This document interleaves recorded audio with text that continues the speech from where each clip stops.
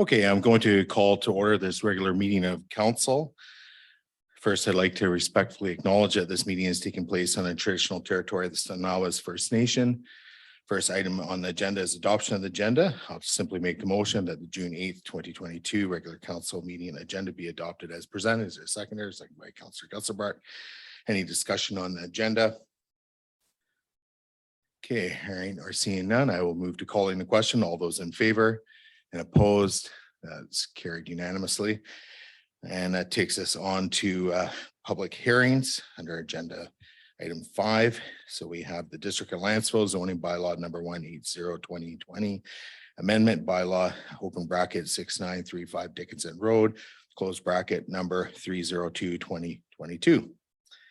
So the notice of public hearing posted May 25th, 2022, bylaw number 302 at second reading, April 20th, 2022. There's a report to council dated April 20th, 2022, and written public input received between the posting of the the notice of public hearing on May 25th, 2022 and June 3rd of 2022, 9 a.m. So at this point, sorry, I'm transitioning to reading glasses and it's not fun. So we're going to be moving to the public hearing section of our agenda this evening. So good evening. And on behalf of council, I'd like to welcome everyone watching the live stream, participating in the public hearing remotely via Zoom and in the council chamber. This public hearing is being conducted by electronic means pursuant to the Local Government Act, Community Charter, and the council procedure bylaw for the purpose of council to receive and consider input from all persons who believe that their interest in property is affected by the proposed District of Lantzville zoning bylaw number 180/2020 amendment bylaw open bracket 6935 Dickinson Road, close bracket number 302/2022. The council chamber at Municipal Hall is located at 7192 Lantzville Road, is open with limited seating for members of the public who do not have the ability to connect to the public hearing electronically, so that you can attend in person to watch and hear and ensure that you have the opportunity to be heard subject the posted occupant load established by the local assistant to the fire commissioner. If you wish to speak remotely and you have not yet registered, we ask that you register now. For those of you who are watching online via our live stream, please note that you can still join the Zoom webinar to speak to bylaw 302 by going to lantzville.ca, clicking on the June 8th in the calendar, click view details, and follow the instructions to register following the Zoom link webinar provided. And join the meeting before the hearing for bylaw 302 is closed. Those in the council chamber who wish to speak can register by signing the first opportunity speakers list located on a table at the entrance of the council chamber. Those who have pre-registered via Zoom will be given first opportunity to speak, and then those registered in council chamber, all speakers lists will be managed by staff in person from the council chamber. All registered speakers will have up to 3 minutes to speak. I will let speakers know when you have 30 seconds left and when your time is up. Speakers participating via Zoom will be asked to unmute by staff when your name is called and muted again once you have concluded your remarks. Do not put your phone on speaker. Do not hang up or leave the webinar if you wish to speak a second time. Members of the public will be provided an opportunity to be heard on matters related only to bylaw 302. No one will be, nor should they feel discouraged or prevented from making their views known. Those in the gallery, please refrain from talking amongst one another, turn off your phones, and clapping will not be permitted so that everyone has the opportunity to hear. Once the first opportunity speakers list is exhausted, I will call for a second time speakers who have new information to present and wish to speak again. Remote participants who wish to speak again will be asked to use the Zoom raise hand feature to indicate that you would like to speak. This feature can be found in your webinar controls. Speakers in the council chamber must sign the second opportunity speakers list. If you're participating by phone, the raise and lower hand function can be activated by pressing *9 on your keypad. During the public hearing, I ask that you restrict your comments to the proposed bylaw 302 and be as brief and concise as possible. We're asking speakers to respect a 3-minute time limit. Please note that there can be a lag time between the meeting live stream and the Zoom webinar. Please be reminded, following the close of the public hearing, council must not accept or consider further submissions or comments regarding proposed bylaw 302. If you have questions, please direct them to the district staff. I will now proceed to the public hearing for agenda item 5A. This public hearing is being convened to consider proposed District of Lantzville zoning bylaw number 180/2020, amendment bylaw, open bracket 6935 Dickinson Road, close bracket, number 302/2022. At this public hearing, any person registered remotely or in the council chamber who believes that their interest in property is affected by proposed bylaw 302 shall be given an opportunity to be heard on matters contained in the bylaw. Members of council may, if they wish, ask you questions following your presentation. However, the main function of council members during this hearing is to listen to the views of the public. It is not the function of council during this public hearing to debate the merits of the proposed bylaw with the public. As chair of this meeting, I reserve the right to conclude any presentation that does not relate to bylaw 302, becomes abusive, or becomes repetitive of views that the speaker has already made known to council. After this public hearing is concluded, council may, without further notice, give whatever effect council believes proper to the representations made at this hearing. I will now call on the Director of Planning and Community Services, Mr. Frank Limshu, to introduce the proposed bylaw. So through to you, Director Limshu. Thank you, Mr. Chair. I'm just going to share my screen, if you can bear with me.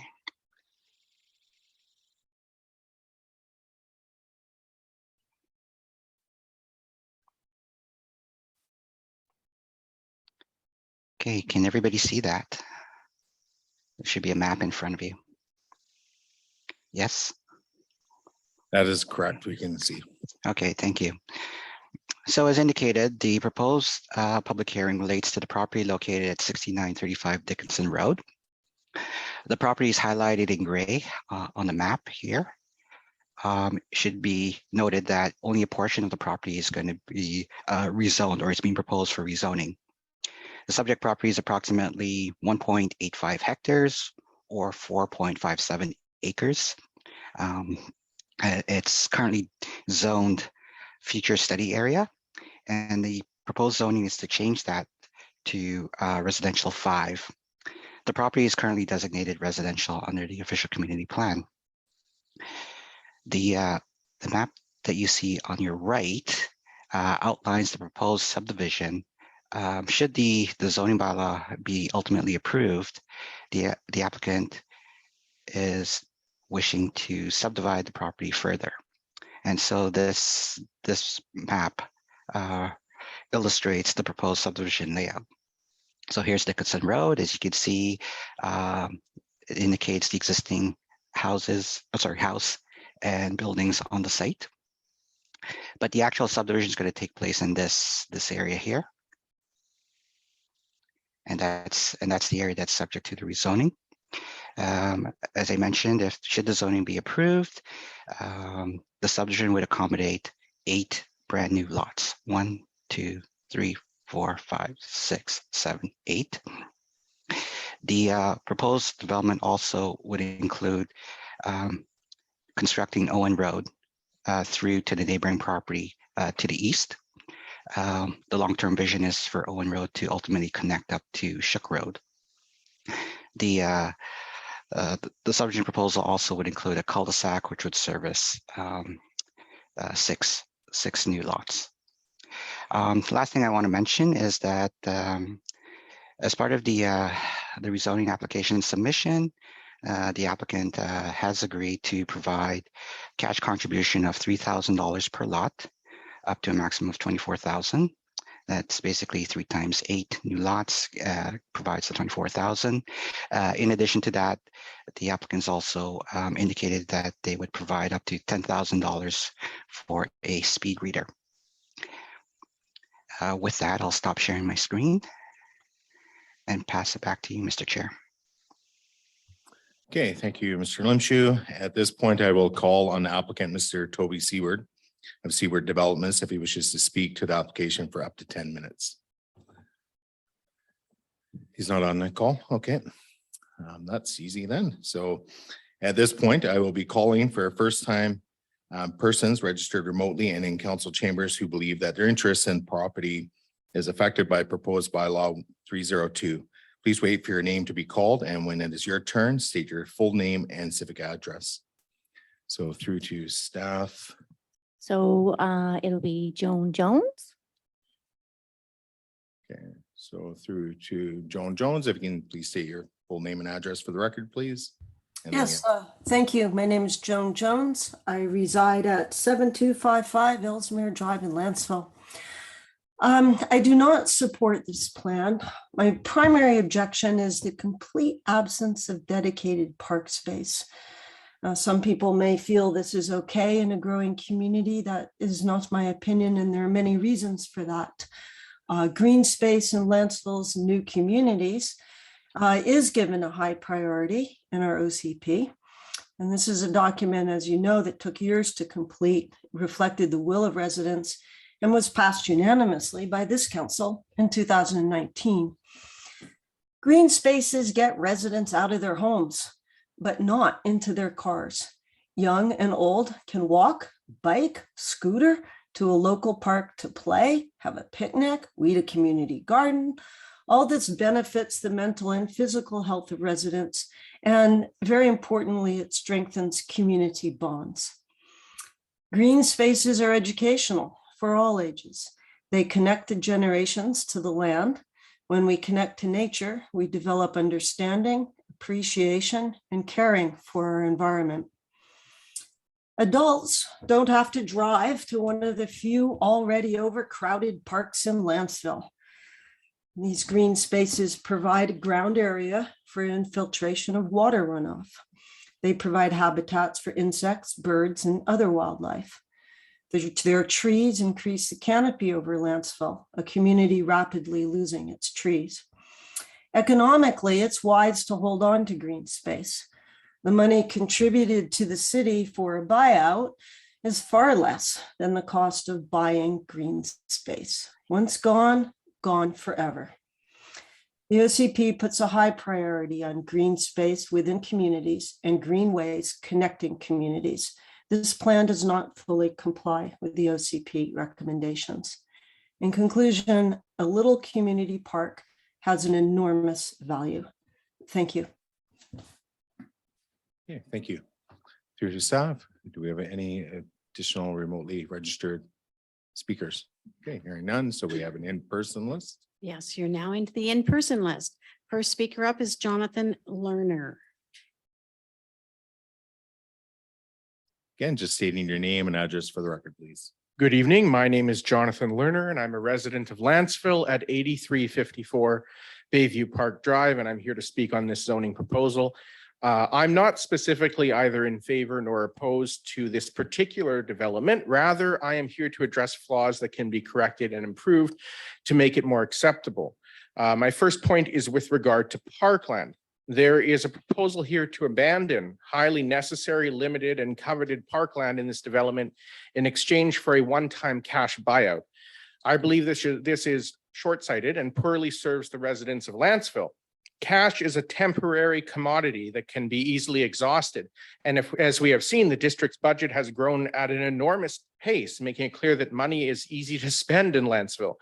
The funds received in lieu of parkland would be a drop in the bucket to our budget and would make no real difference in the lives of residents. Parkland, however, is a long-term community asset and resource. It will serve Lance villagers for generations, but once abandoned, it is gone forever. It could be hundreds of years before this space is developed again, leaving generations without the parkland to enjoy. It also provides future opportunities for the district. It can sit for now with trees and grass, but it has the potential for future parkland trail connections and community services to be added at a future time. Abandoning the parkland now permanently harms the community's ability to pivot to new projects in the future. Some have made the incorrect assumptions that parkland must either be a vast area with tennis courts or playgrounds, or that parkland must be maintained at a high cost to the district. Neither assumption is correct. Parkland can simply be a nice area of trees and grass, providing habitat to the nature we all enjoy. Besides, surely with the enormous nearly 70% increase to the municipal tax rate this council has approved at a great burden to the taxpayers, we should at least get some maintenance of our parkland from that money. The justification given for the tax increase was that it was needed to support future development and parkland maintenance. Well, here is the future development and here is the future parkland. So why don't we get it? Thank you.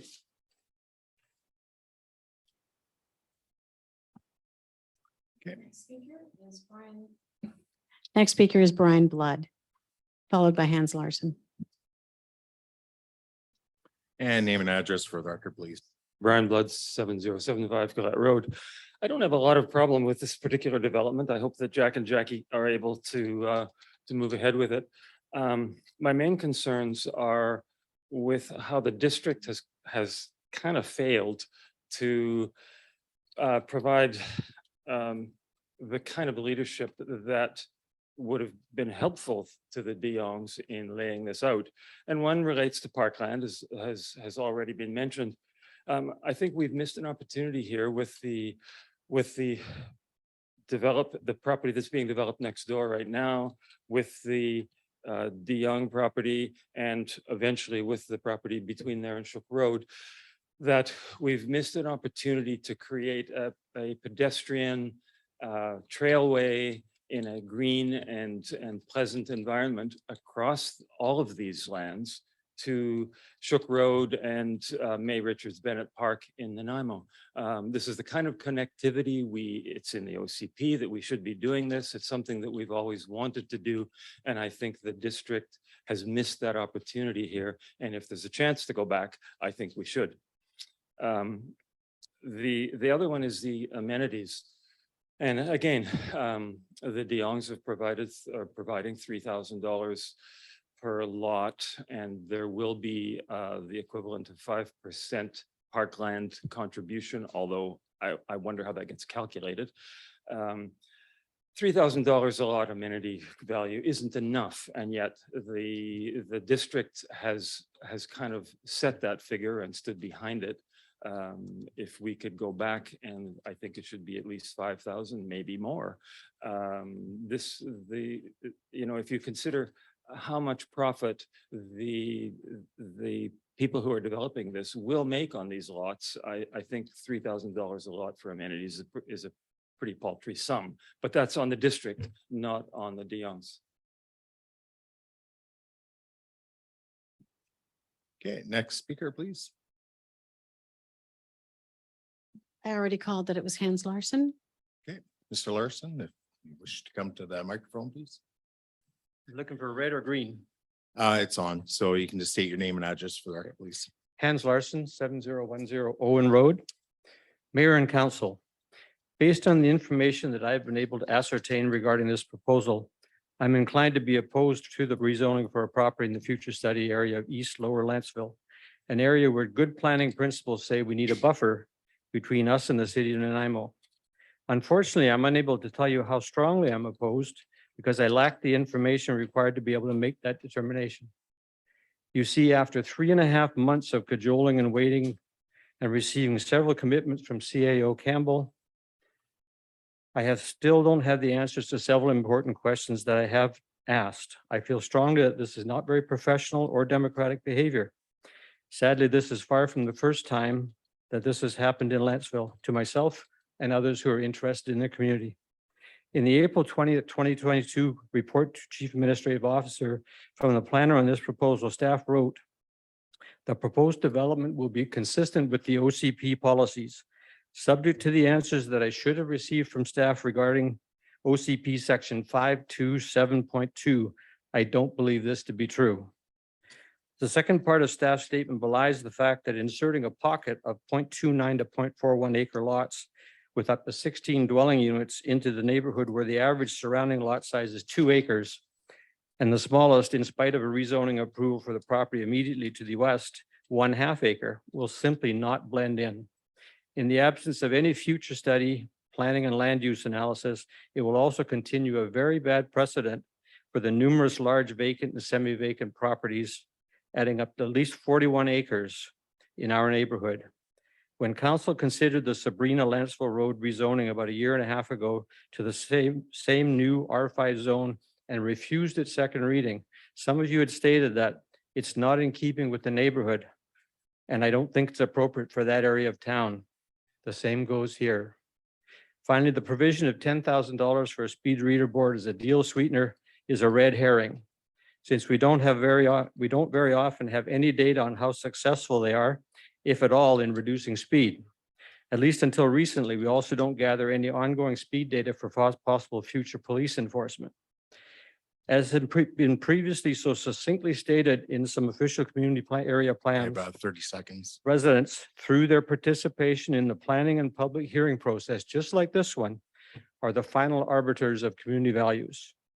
Thank you for your careful consideration of our position on this important matter. Okay, thank you. There's no more first time in council registered speakers, I'm assuming. Yes, we have one more. Oh, no, sorry, not a first time. We Not have a first time, second okay. And then what about remotely? Any more remotely registered No speakers? hand. Want to ask her to raise her hand if she wants to? Okay, through to Joan Jones, if you were wishing to speak a second time, this would be the time to use the raise hand feature to indicate that you wish to do so.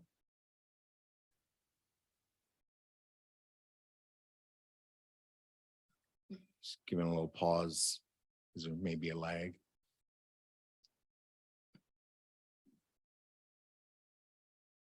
Okay, so I think we're given enough time. We'll move to in council chambers. In council Speakers. chambers, registration to speak for a second time is Jonathan Lerner.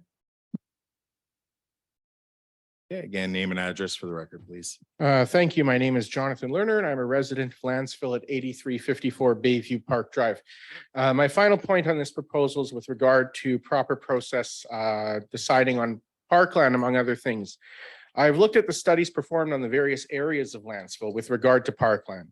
Studies with extensive community input and public hearings have been performed on various areas of the district in order to provide council with policies and guidelines on things such as parkland percentages and requirements. However, I, after much research, can find no such recent study on the greater area of Lantzville in which this particular development sits. Therefore, I don't feel the council has the proper information before it in order to make a decision on parkland for this development. Proper procedure dictates that a fulsome process must take place for the entire area in which this development sits and the greater community, including community consultation, public hearings, and reports to council, which must then be adopted by council as guidelines. Only then can council properly approve parkland considerations for developments in this area, such as this one. Therefore, it's clear to me that council must postpone approval of this development and parkland considerations for this zoning proposal until after all of the appropriate studies and community consultations have taken place. There seems to be a constant push to see development approved in Lantzville at breakneck speed, and I think that council should take the time to get it right. Thank you. Okay, is there any additional second-time speakers? All right.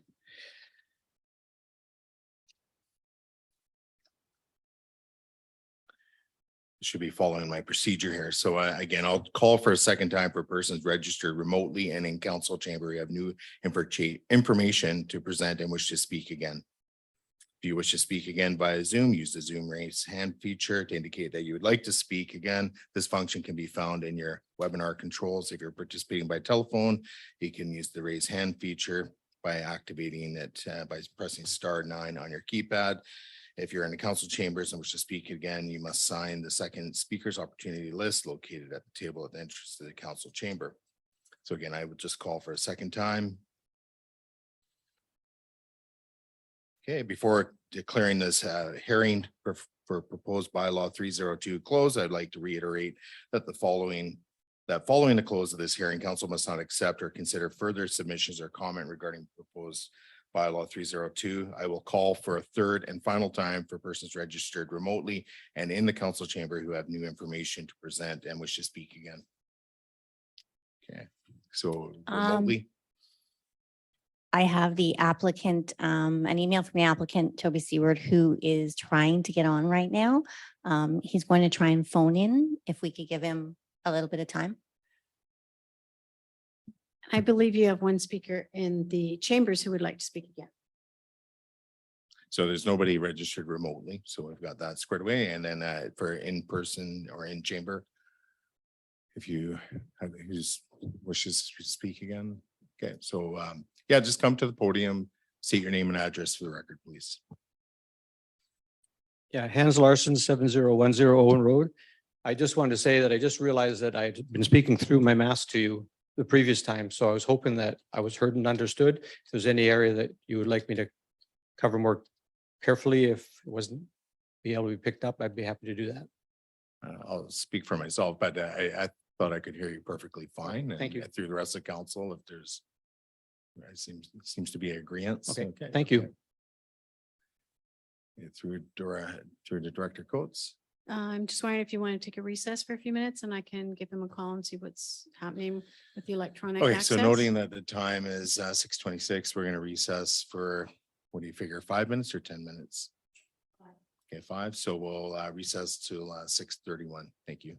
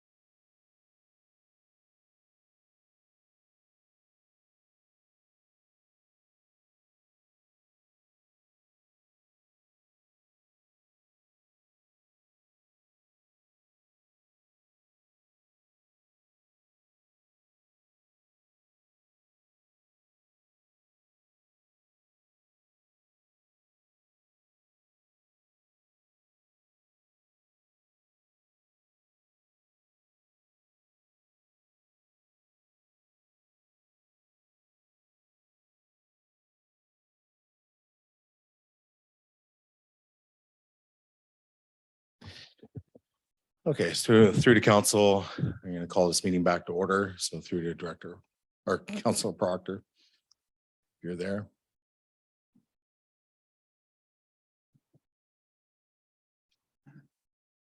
Okay, I don't know if Councilor Proctor is back yet. Okay, there she is. All right, so I'm calling this meeting back to order. Again, we're just at the call for third and final persons registered remotely and in council chamber to speak. We have the applicant on the line. So Mr. Toby Seward of Seward Developments. I'm going to move my microphone over, and then when I do that, if you can, I'll cue you to state your name and address for the record, please. And then if we could ask the council members that are coming remote to confirm that they can hear him. Thank you. Okay, Mr. Seward, go ahead. Thank you, Mayor Swain and councilors. Can you hear me okay? Can hear you just fine in chambers, but Councilor Proctor is giving a thumbs up, so we're good. So go ahead. Very good. You got 10 My minutes. apologies for my computer problem. My name is Toby Seward, the Seward Developments. I'm the owner's representative, 1820 Argyle Avenue in Nanaimo. I spoke to council previously on this file, and as noted in the staff report, the proposal to rezone this property to R5, creating 8 lots of approximately 12 to 1,500 square meters. We certainly agree with the staff report, and the recommendation we propose, as noted, is to contribute $3,000 per lot. Plus, staff asked us to consider council asked us to consider a speed reader, and we certainly committed to providing a speed reader to up to $10,000. The issue with Parkland is we certainly would contribute 5% Parkland, but up until now it was being discussed as contributing 5% cash in lieu instead of Parkland. But when we get to subdivision stage, we'll deal with the subdivision improving officer and determine what his requirement is for Parkland dedication. So that's all I have to say. I'm certainly available to answer any questions, but I appreciate the time and I apologize for my delay in presenting. Thank you. So don't go anywhere, just in case there's questions. Of course. Just moving the microphone. Okay, so through to council, are there any questions for the applicant representative? Okay, hearing or seeing none. I think you can hear me just fine, so thank you. And I will call again just for a third and final time for people's registered remotely or in council chamber who have new information present.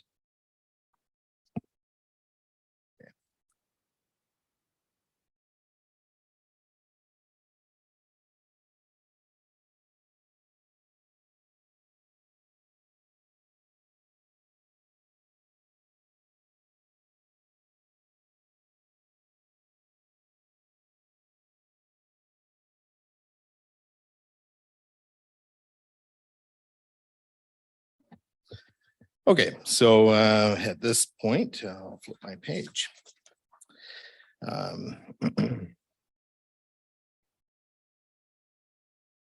Before declaring this public hearing for bylaw 302 close, I would like to reiterate that following the close of this hearing, council must not accept or consider any further submissions for comments from the public regarding bylaw 302. Seeing no one who wishes to speak, I declare the public hearing for District of Lantzville zoning bylaw number 180-2020 amendment bylaw open bracket 6935 Dickinson Road close bracket number 302-2022 close. Thank you to the public for participating. Council will consider third reading in District of Lantzville zoning bylaw number 180-2020 amendment bylaw open bracket 6935 Dickinson Road close bracket number 302-2022 under legislative matters of this evening's agenda. That concludes the public hearing.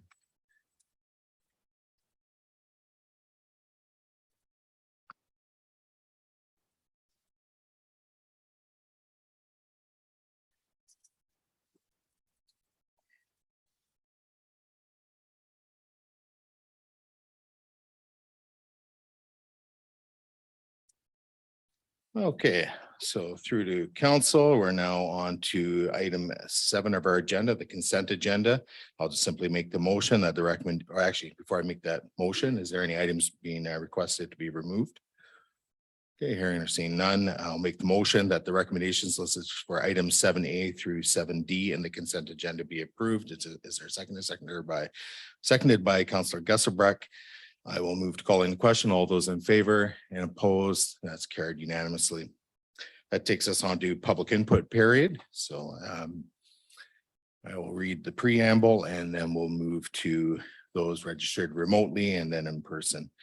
So persons recognized by the chair must to speak must first state their name and address for the record, may speak once for up to 2 minutes unless council resolves otherwise, and are limited to providing comments regarding items listed on the council agenda for this meeting.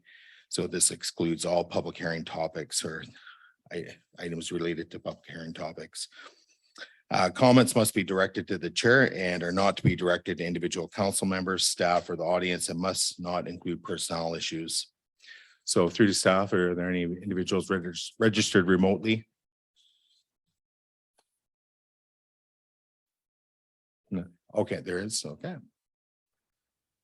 So we have Joan Jones. Okay. So again, just state your name and address for the record, please.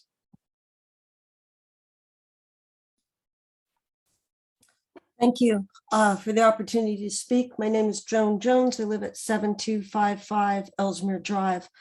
I'd like to begin just by saying I do understand that we cannot speak to the current Village South plans, bylaws 283 and 284, as a second reading for them has not yet been rescinded. Please know that I also understand that we cannot speak to the new plans in the revised proposal that may go to second reading tonight. I do hope that council will take into consideration during their discussion the fact that some 1,200 residents are against any density numbers that exceed the OCP. Jones, I'm going to interrupt Yes. you there. You're still making reference to the public hearing item. Okay, So no I need you reference. to That's limit your fine. remarks to other agenda items. Yeah, that's fine. Through the mayor and council, would I be permitted, please, to speak to the date that staff is recommending for the public hearing? Last day of school, day before a Just 4-day long weekend. if you can just stop your remarks at this point, I'm going to confer with our parliamentarian if that would be fair game, as it's not speaking to the content of the public hearing topic, but just to the date of a public hearing. Thank you. That would be up to council. Certainly, it sometimes, if there's comment made, it could lead into more discussion. It is a decision of council. It's not a subject of public hearing. It's not a it's not something that we would usually engage the public on. Yes, I understand that, and I'm not trying to debate you here as well, but it is on a public agenda, and all items on our public agendas are fair game, excluding public hearing topics and yeah. So did you have a specific question, Ms. Jones, regarding that item? It's not really a question. I just, I'm not sure. I wanted to bring it to everyone's attention, and just in case it slipped by them, that this is the last day of school. Teachers, are busy putting their classrooms to rest. Parents are hosting various end of year gatherings for the graduating kids, and celebrating this last day. It's a very busy time. June 29th is also one day before a 4-day long weekend. So I think it's very likely that many families are preparing to leave town, perhaps for camping or to visit places or friends, or, whatever they do, or maybe they even have company coming to their homes in Lantzville. So I feel it's borderline on asking too much of residents to ask them to voice their views on this particular date. It's also a lot to ask of our council, who also have busy schedules, families and plans for the holiday weekend. So I respectfully ask that the council and staff consider a later date for this public hearing. Thank you. Okay. All right, thank you. Is there any individuals in chambers that wish to speak? Okay, yeah, just come to the podium and state your name and address for the record, please. My name is Jonathan Lerner and I reside at 8354 Bayview Park Drive. I understand, as Joan said, what we can and cannot talk about. So I'm just going to echo Jones's comments that I believe it is an inappropriate date for the community. Many people are out of town, and in fact, that seems to be the case for most of the summer. I know council doesn't meet in August, so I would recommend either sometime in late July or early September. So thank you. Yeah. Any additional speakers in chambers? Yeah, hearing none, we'll move on in our agenda. Okay, so that takes us to item 9 of our agenda, 9A specifically, which is bylaw number 302. So we have the staff recommendation that's subject to the public hearing input. Is someone prepared to make that motion? Okay, go ahead, Councillor Savage. That District of Lantzville zoning bylaw number 180/2020 amendment bylaw 6935 Dickinson Road, number 302/2022 be given third reading. Yeah, is there a seconder to this? So second by Councillor Gusselbrook. Discussion. So through to you, Councillor Savage, and then through to Councillor Gusselbrook. Yes, thank you. We've already been through this a couple of times, so I'm not going to repeat all the reasons that I opposed it, but I just wanted to make a few points. And the future study area designation of this land could have yielded some long overdue seniors-oriented small housing like cottages, perfect location for seniors close to Woodgrove, Lantzville Village, and the beach. Instead, we're getting yet more family houses, which is mostly all we have in Lantzville, and an amenity of 3,000 per lot. Just for those lots which exceed underlying zoning is inadequate amount. We have 14 amenities to pick from in the amenity document, so why do we continually get the low amenity of 3,000 per lot? And it's only for the lots above what the current zoning would allow. Plus, we've already set the precedent of acquiring amenities not in the amenities document, like traffic calming construction from Lot A, Dickinson Road, and the speed reader in this case. So nothing's limiting us to the amenities document, it appears anyway.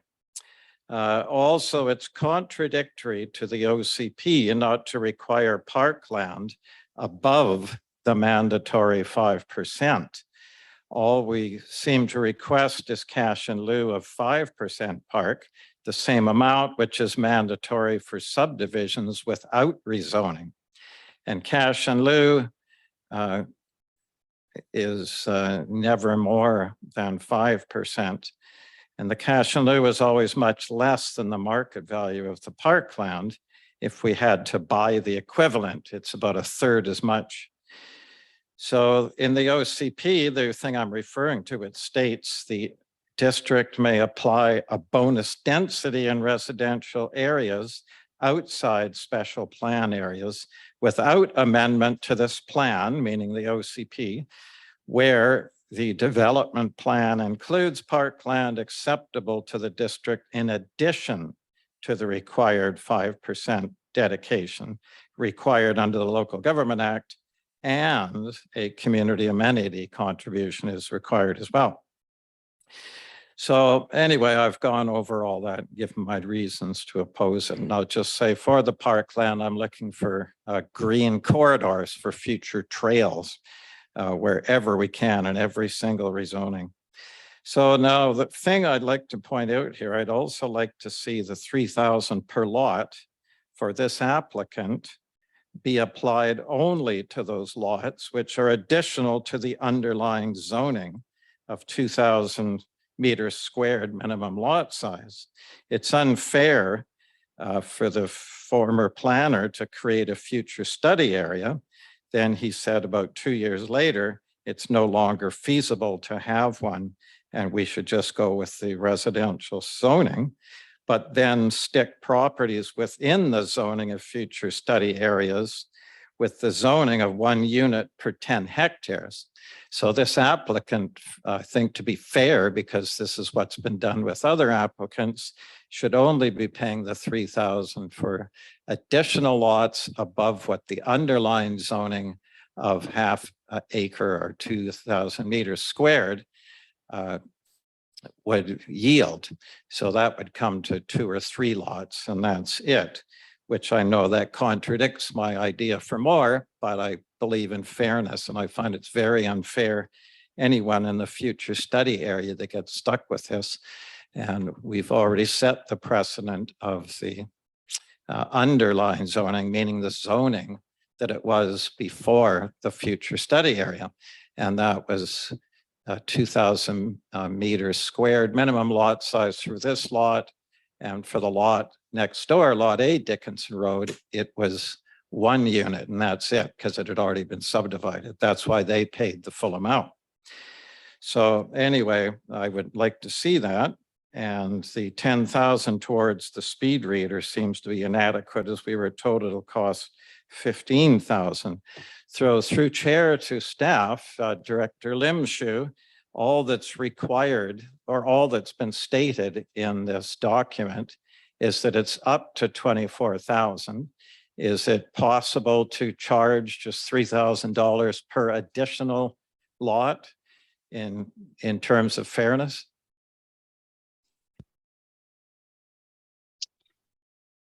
Certainly, that's a discussion that, as staff, we'll take direction from council if that's council's wish. To your point around fairness, in reviewing the previous rezoning applications, I believe staff followed what was previously negotiated and tried to be fair with the applicant for this particular application. Your point with respect to the speed reader, it is my understanding that the speed reader cost is anywhere between $8,000 to $9,000. So, the contribution of $10,000 is certainly well within the cost of, certainly within covering the cost of a speed reader. All right, and as a follow-up, if council has consensus to do this on the basis of just charging additional lots above the 2,000 meters squared, that will not require another public hearing, because it already says in the documents up to 24,000. So it already says it can be anywhere from 0 to 24,000. Is that correct?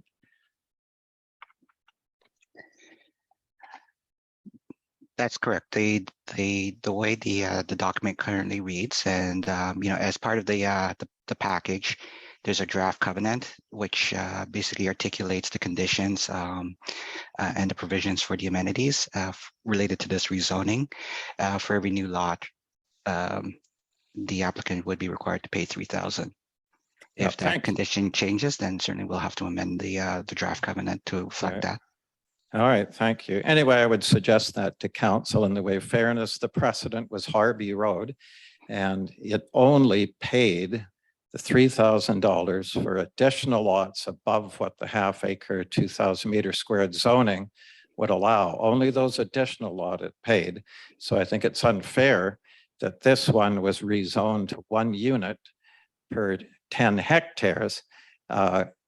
So for the sake of working out the additional lots, it really should be based on what they're all being allowed to do, which is revert to the half acre. Thank you. Yes. All right. So through to Councillor Gusselbreck, your turn if you wish to speak. Thank you. Following up on Councillor Savage's comments, yes, I think green corridors are great. This subdivision moves the potential for Owen Road to daylight onto Shook Road and into the beautiful Nanaimo Park known as May Bennett.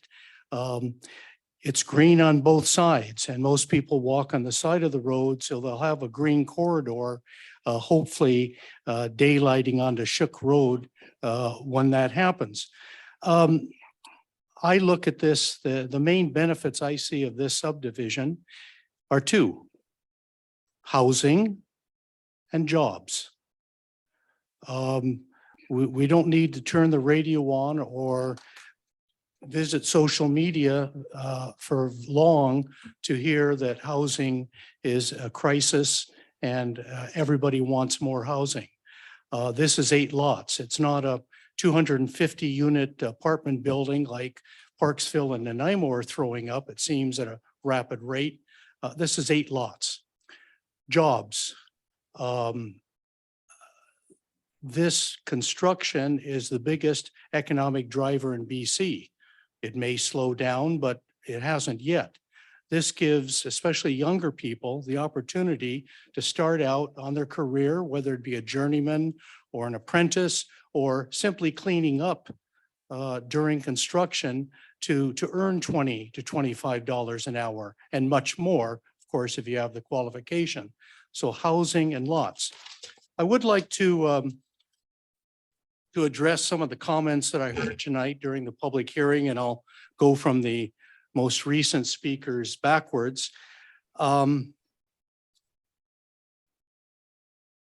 Studies in Parkland. Well, when we passed the zoning bylaw, as well as the OCP, there was a map. And I recall clearly council indicating approximately 9 different areas within Lantzville that council wanted to see parks or parks increasing. This was not one of the areas. So that study was completed during the OCP, and council has followed it and voted in favor of that map as part of the zoning and OCP process. Speed readers, a red herring? No, I don't think so. I think it's a good cut of fish. I believe that it was the mayor who suggested this. I thought it was a good idea at the time. We know that Dickinson Road has problems with speeding. The previous subdivision will be putting in a concrete divider, a speed reading sign. And once again, that angry red face does get people to slow down. For those people who don't slow down, there's other law enforcement. But I agree with the mayor when he made that proposal. It's a good idea. Amenities. The $3,000, by the way, is on our amenity policy list.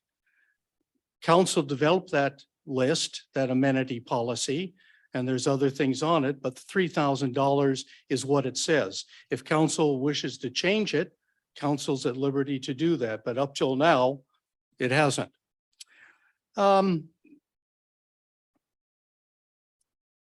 Last chance to develop a pedestrian walkway. I've addressed that. This will be a pedestrian walkway. We have one of the most beautiful parks in Nanaimo on our boundary. Rugby field, soccer field, football field, and acres of park where people walk their dogs every single day. It's a beautiful park, and this will give people in this area of Owen Road the opportunity to get over there more quickly.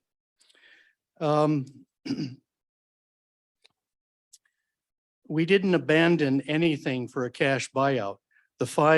The cash in lieu is mandated by our bylaws, 5%. It's the law. As I said, this area was not designated for an increase in parks.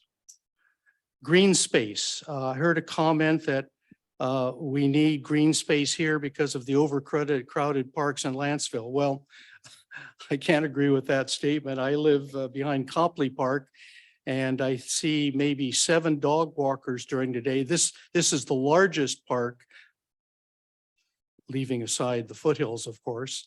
This is the largest park, and aside from in the afternoon, some lovely voices of children playing, it's hardly utilized. So come on up to Copley Park and enjoy it.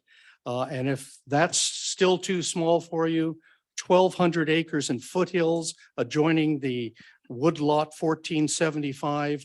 I rarely meet somebody on the trail when I'm either out hiking or mountain biking. It's a great recreation area. Get up there, let's use it. And don't forget, we have a marine park.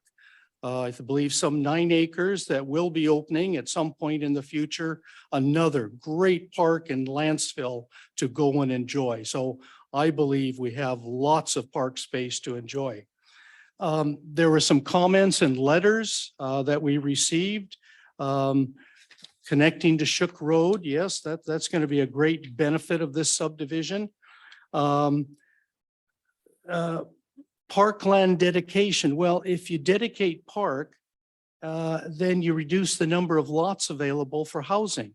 Housing is a priority. You remove that portion that you designate a park from taxation.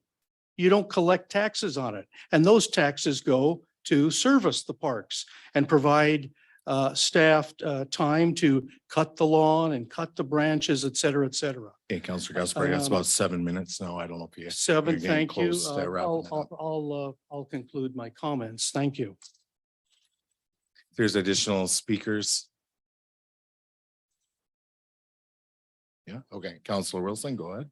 I'm going to support this application for the same reason I supported it before. There's, staff was not directed. I mean, as far as council, we've looked at as far as the OCP is concerned, we didn't give staff direction. This was an area that we identified wanting a park.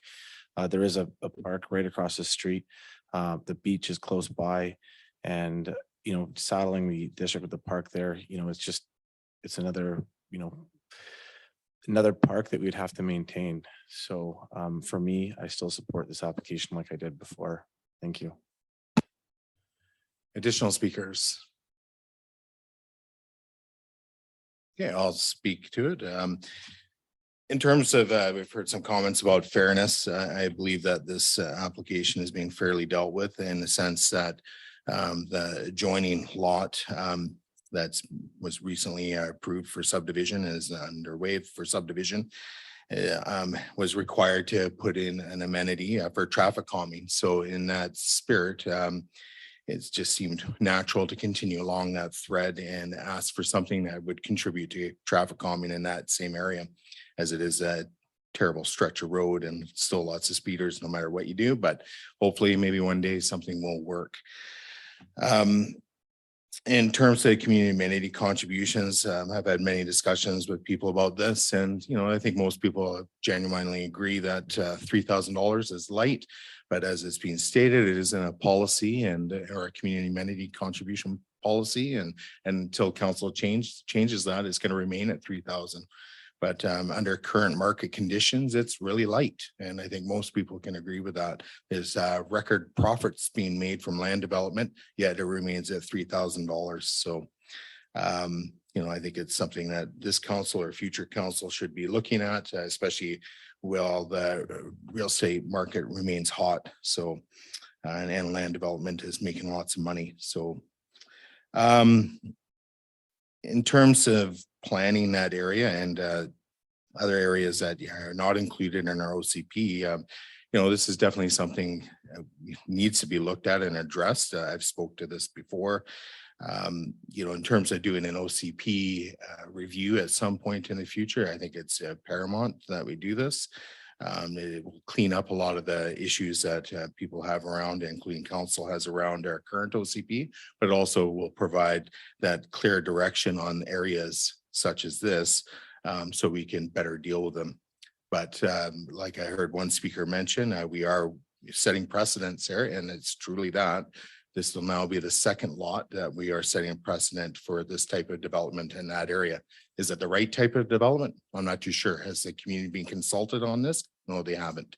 So I think it's something that we'll definitely have to work on in the future. And because like it was mentioned, there's still lots of developable land in that area, and it'd be nice to have some kind of direction around where we're going with that.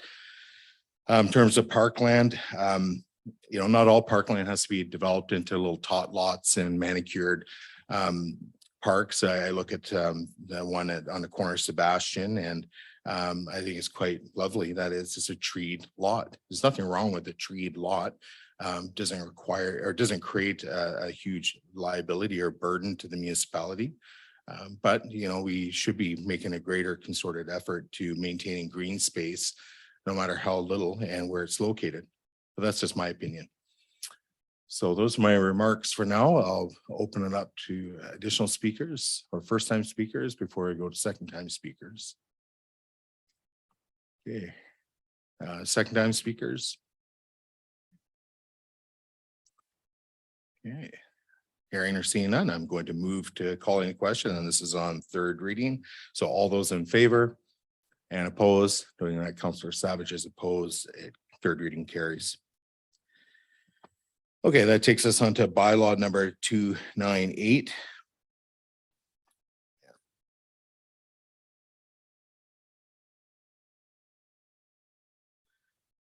All right, so there's a motion on the floor. This is referred from the January 12th, 2022 and February 23rd, 2022 regular council meetings. Again, no mover or seconder is required. I'll just read the motion for the benefit of the viewership.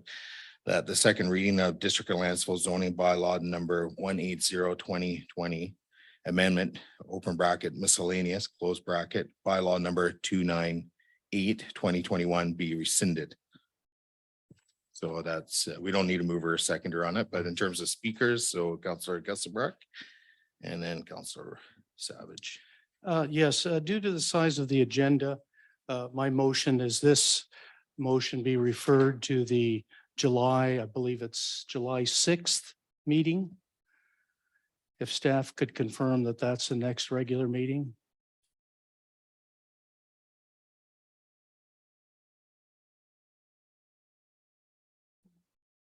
Thank you. I'll second that. June 22nd is the next regular meeting. I'm sorry, I can't hear you. The next regular meeting is June 22nd Right, I'm still asking it to go to July the 6th. and July 6th. And I believe that was seconded by Councillor Savage.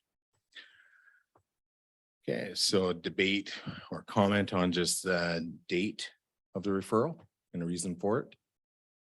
Go through to Councillor Gusselbrook. It's just because of the large agenda. Okay, Councillor Savage. Any additional questions, comments, debate on this? Yeah, I'm going to call the question on the referral motion. All those in favor and opposed, that's carried unanimously. All right, so that takes us in item C, which is bylaw 283. So again, there's a motion on the floor that was referred from May 4th, 2022 regular council meeting. For the viewership, I will read the motion that's on the floor. That the District of Lantzville official community plan bylaw number 150/2019 amendment, open bracket village south special plan area, close bracket, bylaw number 283/2021 be given third reading. Okay. So that's on the floor. So as speakers, we have Councillor Gusselbrook. Yeah, so sorry, point of privilege, please. Yeah, what's your point of privilege?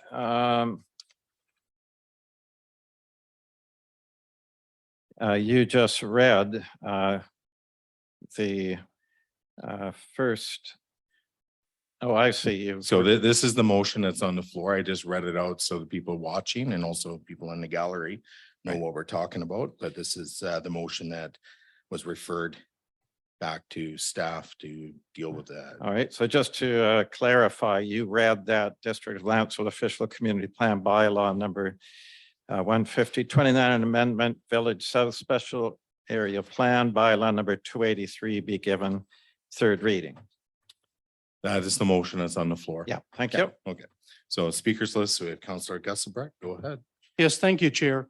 I'm going to propose a procedure here to maybe shorten the amount of time that council needs to deal with each of these 4 recommendations by staff. They are recommendations. My motion to start is that recommendation, I'll call it 1, that the third reading be withdrawn, and recommendation 2, that the second reading passed in September be rescinded, that those be heard as one motion. If I have a seconder, I'll explain why. Through to Director Coates. I don't know if we can actually take them separately because they're dealing with 2 separate bylaws, but Actually, lean it is the towards- same bylaw. So the staff had considered this and it was just going to make the report too lengthy to explain all the nuances. But the motion on the floor is a bylaw in one form for third reading. And the staff recommendation is to withdraw that motion. So that's still that, we'll call it the former version of the bylaw. And the motion to rescind second reading, it's as it was in the former bylaw. So those both,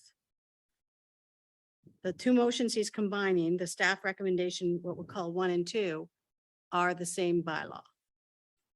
It's when you get into the third recommendation and the fourth recommendation that it's the bylaw in the new form. And so while technically they could all be combined and all done together, staff preference was to have them separate because of exactly the question you raised, that they are two different bylaws. Okay. So I didn't hear that it can't be done.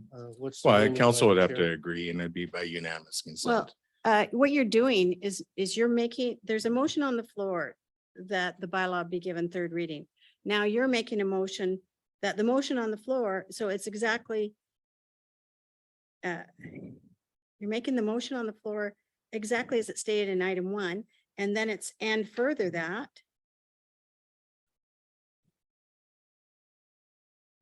the second reading, and as it goes on, be rescinded. So if you don't get a seconder, I guess then you'll know that there isn't support amongst council Oh, to. So if to there's a combine those. seconder, I'll proceed. Okay, so make your motion then, Councillor Gaspar. Made the motion, I see a seconder. That wasn't formally made. It was just you're proposing. Well, the motion is that I'll read it, that the motion on the floor that the District of Lantzville Official Community Plan Bylaw number 150-219 Amendment Village South Special Area Plan Bylaw number 283, 2021 be given third reading, be withdrawn, and that the second reading of the District of Lantzville Official Community Plan Bylaw number 150-219 Amendment Village South Special Plan Area Bylaw number 283, 2021, given September 22nd, 2021, be rescinded. Is there a seconder to that? Second by Councillor Wilson. Okay, for discussion then, Councillor Gaspar. Yeah, simply, we're peeling back the onion. The motion for tonight was a third reading. And although I might be tempted to want to vote on that tonight, in that I think that the earlier proposal by the developer was a better one than the one that's before us tonight.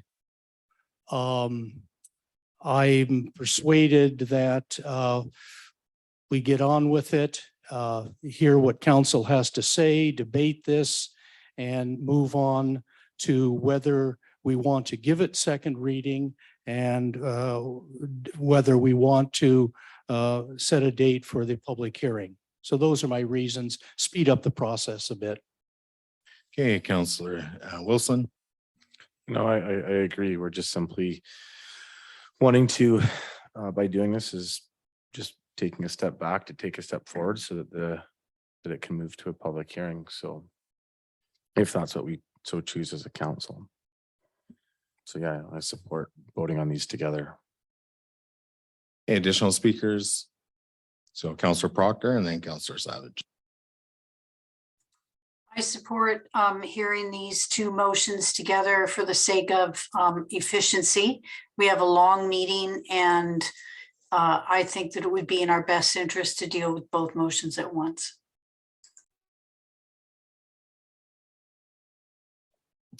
Okay, and through to Councillor Savage. I was going to say something humorous, but I refrain. But I won't be supporting it. It would take mere seconds to do them separately. So thank you. Well, together or apart, it doesn't seem to really matter. So anyways, is there any additional comments, debate on this item? Just taking the two motions together. Okay, hearing none, I'm going to move to call in question. All those in favor, And opposed, knowing that Councillor Savage has opposed those what's withdrawn and second readings rescinded. So now we're on to the next motion. If any member of council is wishing to make the next motion. Okay, go ahead, Councillor Bart. I believe we need a vote. Did we take a vote? Okay, thank you. We just voted on those two motions. Thank you.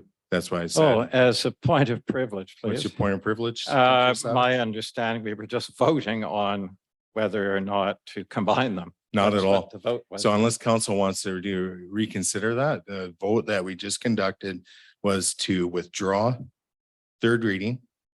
And it was then to rescind second reading. It's pretty clear, Okay, but so, there seems to be a bit of confusion at the table. So I don't know what yeah, we well, should be doing here, if we should be proceeding ahead, if there's this much confusion. I'd just like to revote because I didn't know we were voting on that. I'll change my vote, but I would just like to point out we never did vote on whether to combine the two. I It believe was the moved- advice, Hold on, Director Coates. It was moved and seconded. Those two motions. And then we voted. Yeah. So we'll do a reconsideration vote on the last vote. So I guess I can just do it through section 131 because I do have a member of council was confused on the vote and would like to reconsider his vote. So with that being said, those two motions are back on the floor. And is there any further debate, comment before I call the question? And again, clearly stating here again, we are voting on withdrawing third reading and rescinding second reading. Okay. So I'm going to call the question. All those in favor and opposed, that's carried unanimously. So moving on in the recommendations. Okay, go ahead, Councillor Gaspar. Yes, the District of Lantzville Official Community Plan Bylaw number 150, 219 Amendment Village South Special Area Plan Bylaw number 283, 2021 be given second reading as amended. Do we have a seconder to that? Okay, a second by Councillor Wilson. Start speakers list. So Councillor Gusbrook, go ahead. Thank you. We may recall that several weeks ago, there was a motion passed by council that staff go back to the table, so to speak, with the developer of the Village South and discuss various items, including density, seniors housing, school road, and come back with a report to council. Tonight's agenda is that report that's come back with a change in proposal. Without getting into the merits of the proposal as amended, I am in favor of having the public once again listen, have the chance of a public hearing and hearing what they have to say. Thank you. Okay, through to Councillor Wilson as a seconder. Just to echo those comments, I've read through the material, and for me, I think a lot of the things as far as if I can just go back here a page. With regards to the motion that I made, have been addressed. The drainage concerns in the letter written by Williams and Associates by, I believe it was Brian Henning, help me better understand and should hopefully help others understand that there's a process behind the development that involves professional engineers. So I'm comfortable with that. Also the school road thing, which was a concern of mine, not wanting to see the road go through. I see the developer has brought down some of the density. And ultimately surrounds the affordable housing and seniors assisted living is something that can be addressed more so later, but overall, that language is included in the zoning now, so I'm comfortable with seeing how the community comes back with the changes that have been made. Okay, additional speakers on this item? Okay, go ahead, Councillor Savage. Yes, my comments on this revised proposal is not much of council's direction at the May 4th meeting, or the May 4th motion has been addressed in the revised proposal of Village South.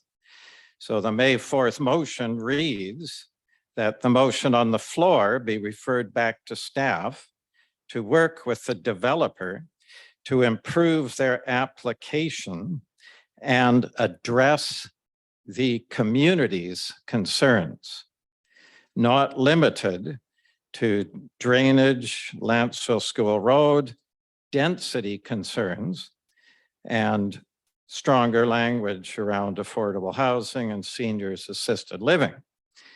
So still no guarantee of seniors supportive housing in spite of many residents requesting it. And on May 4th, a number of us in council stated it had to be in this proposal, and it's not, and nothing's changed. It's not in at all. I thought that was a deal breaker for some, and it's not there, nothing's changed. The second item is there is a small 100-unit decrease in Area C, but there may be a density increase in Area A and B. And there's third one is there's no guarantee of affordable housing, which could be provided by something as simple as guaranteed tiny homes in a cluster housing format. Number 4, nothing was addressed with drainage. There will be a big pipe installed from the highway to Jack's Beach, which will also take drainage from Clark Med. And the next one, extending School Road, that was already dealt with on May 4th. So there was really nothing that has been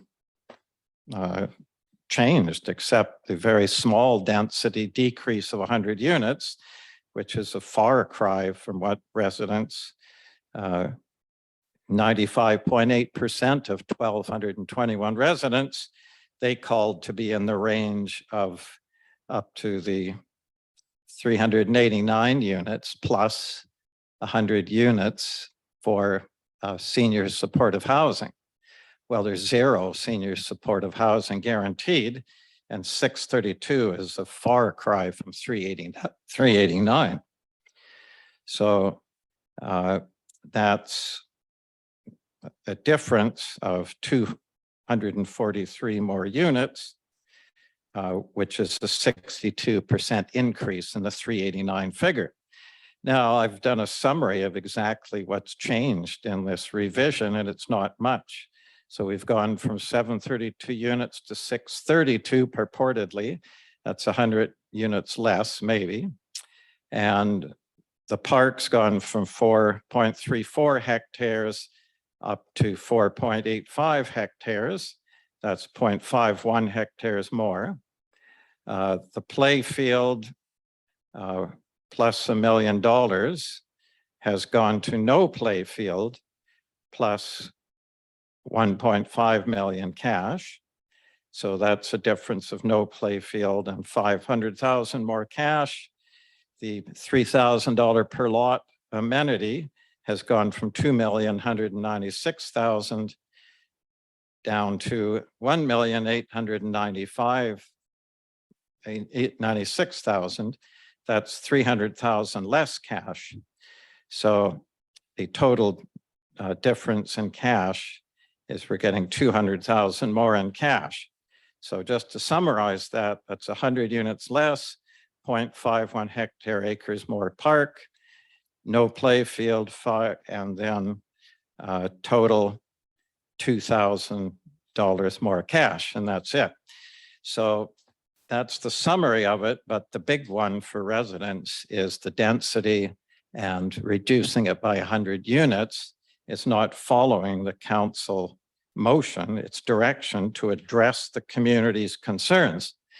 And for my feelings are, I'd like to see this referred back to staff to work on the density reduction and the guarantee of the seniors housing. That's a deal breaker for me. It's got to have the senior supportive housing. That's what the OCP is called for. That's what residents have asked for 20 years. They want it in the village. That's seniors. Councillor supportive Savage, that's housing. your speaking time there. Through to Councillor Proctor. Thank you. I can support this motion. I read through the proposed changes by the developer, and I look forward to hearing what the community has to say about it. Okay, so just give me a second here.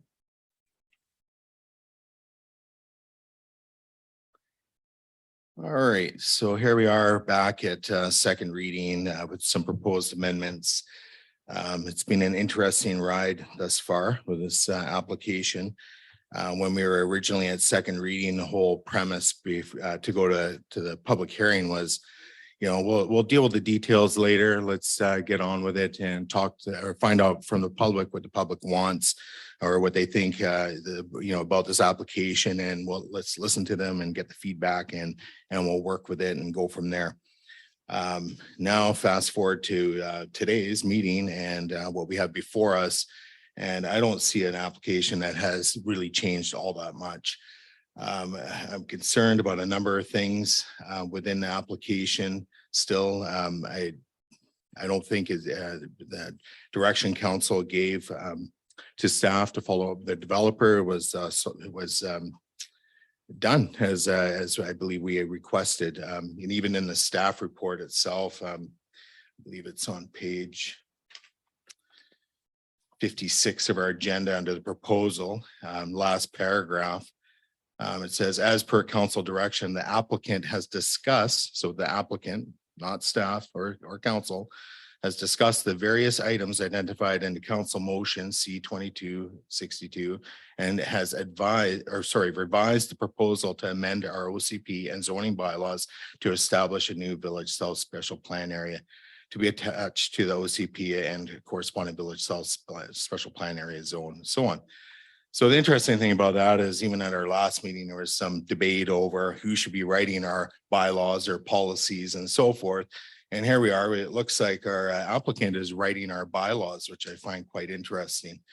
But this isn't unusual. Like our bylaws and policies are typically written by staff, and again, they come before council. Council basically reviews them, sometimes revises them and rubber stamps them.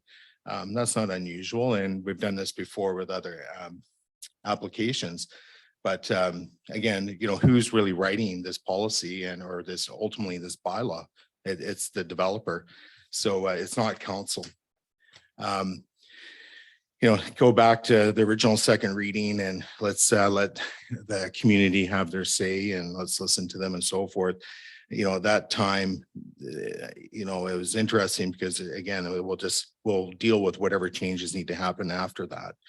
And now since then, I've also heard, well, if council wasn't totally prepared to accept what was in the original first and second readings, we should never accepted it in the first place. And it should never proceeded on to public hearing. So that's where I'm at now. I don't accept it for what it is now.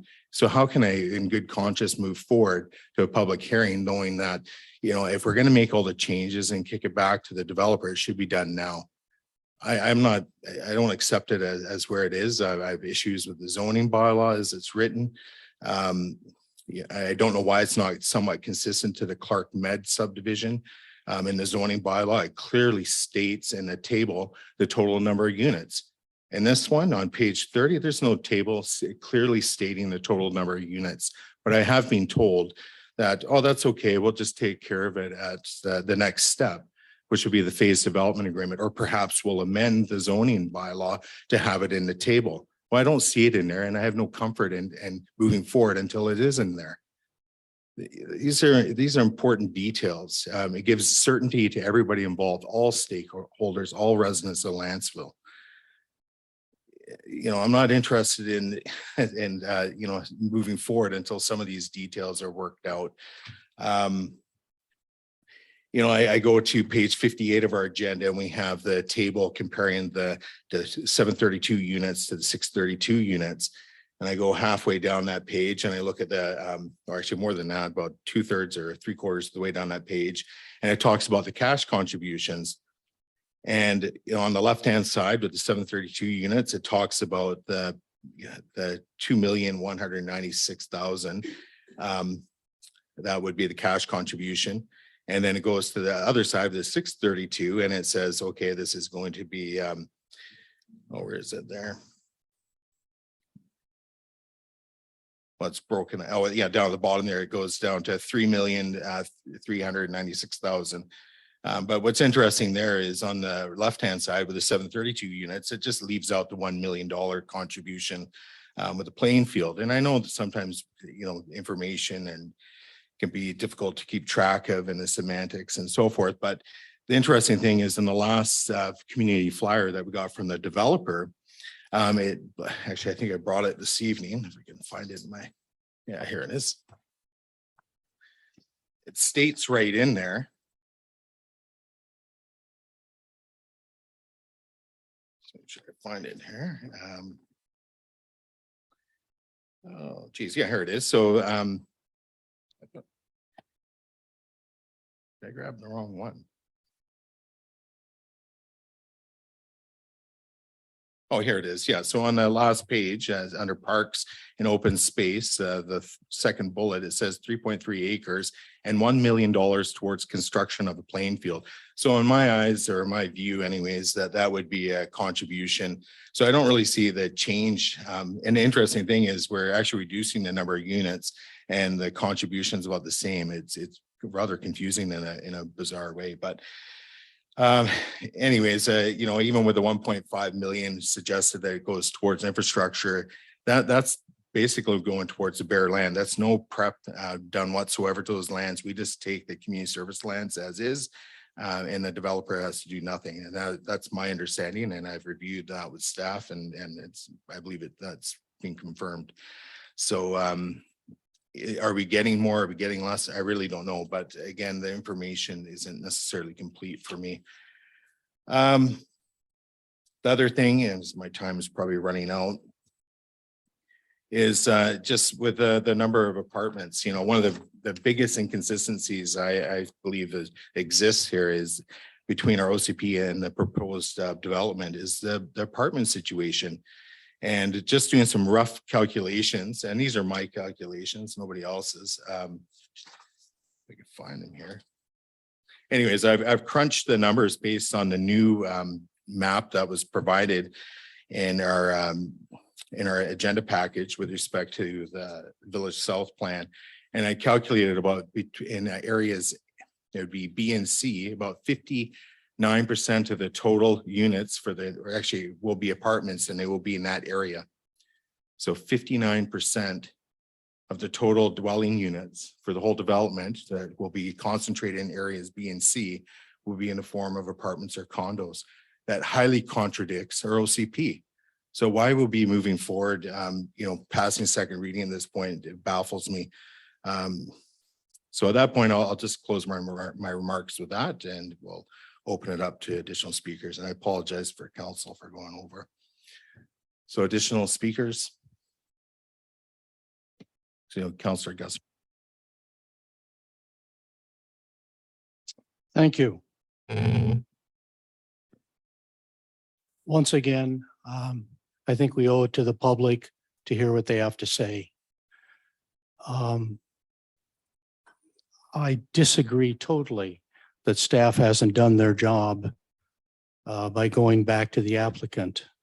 They did go back to the applicant. There's a further proposal. Staff has reiterated numerous times when it was suggested by various council members that, you know, the developer should be giving more amenities. Staff has stated you can't sell zoning. You can't force a developer to give amenities in exchange for zoning. You can't hold them up like we're Mexican bandits or something until we can squeeze something more from them. That's not proper. Staff did its job. The report is here. It's a fulsome report. I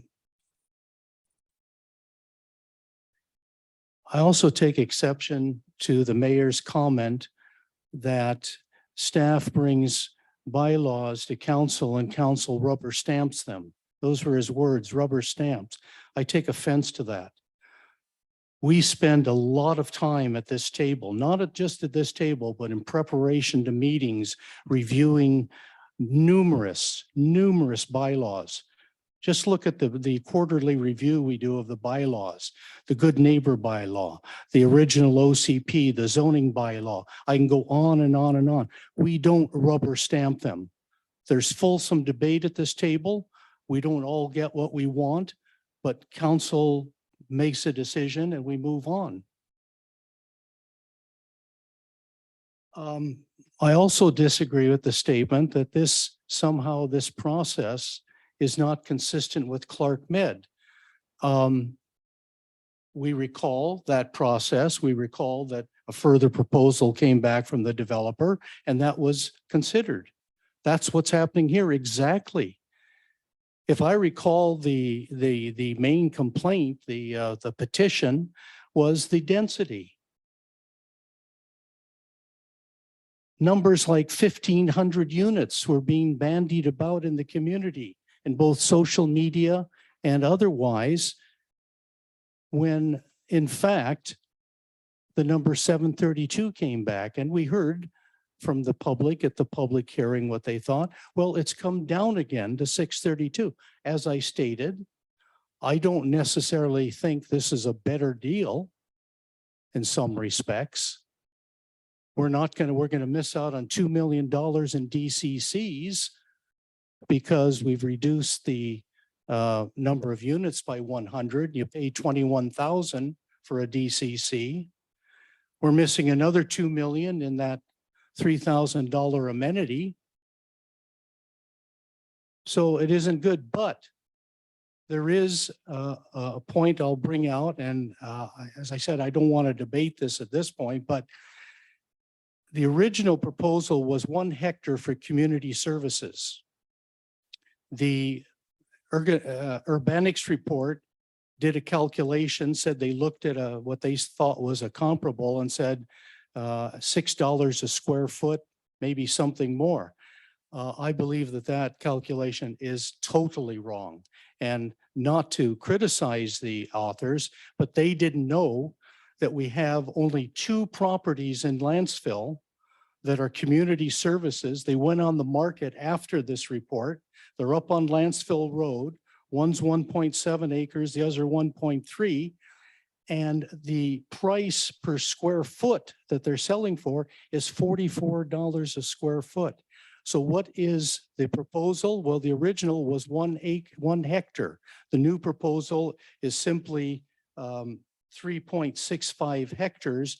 The city can do, or the district can do what they want with it, but certainly there's going to be community service land, and these properties on Lantzville Road were zoned community services. So using that calculation, using the market, that's a $4.4 million benefit, amenity, not a benefit, an amenity that this district is getting. That is substantial. So looking at all of these things, I'm not happy with all of them, but I think that's one key point that I am happy with. And accordingly, I want to see this go to a further public hearing and that we pass second reading tonight. Okay, Councillor Savage. Yes, thank you. I have no idea why we're sending this back to a public hearing when it's changed so little. As I say, 95.8% of the respondents were targeting that range of 254 to 289 units. with 100 units of seniors supportive housing. So we're sending it back with next to no changes at all. What on earth makes anyone think they're going to change their mind for what they said before? 662 is not much different than 732 when you've got your mind on 389 units.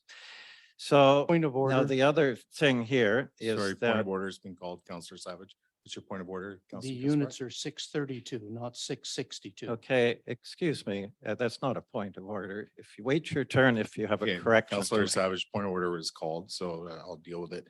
Yeah, if you can just simply wait and we can correct it after he's Well, finished if there's a misstatement being made, that's why I'm calling the point of order.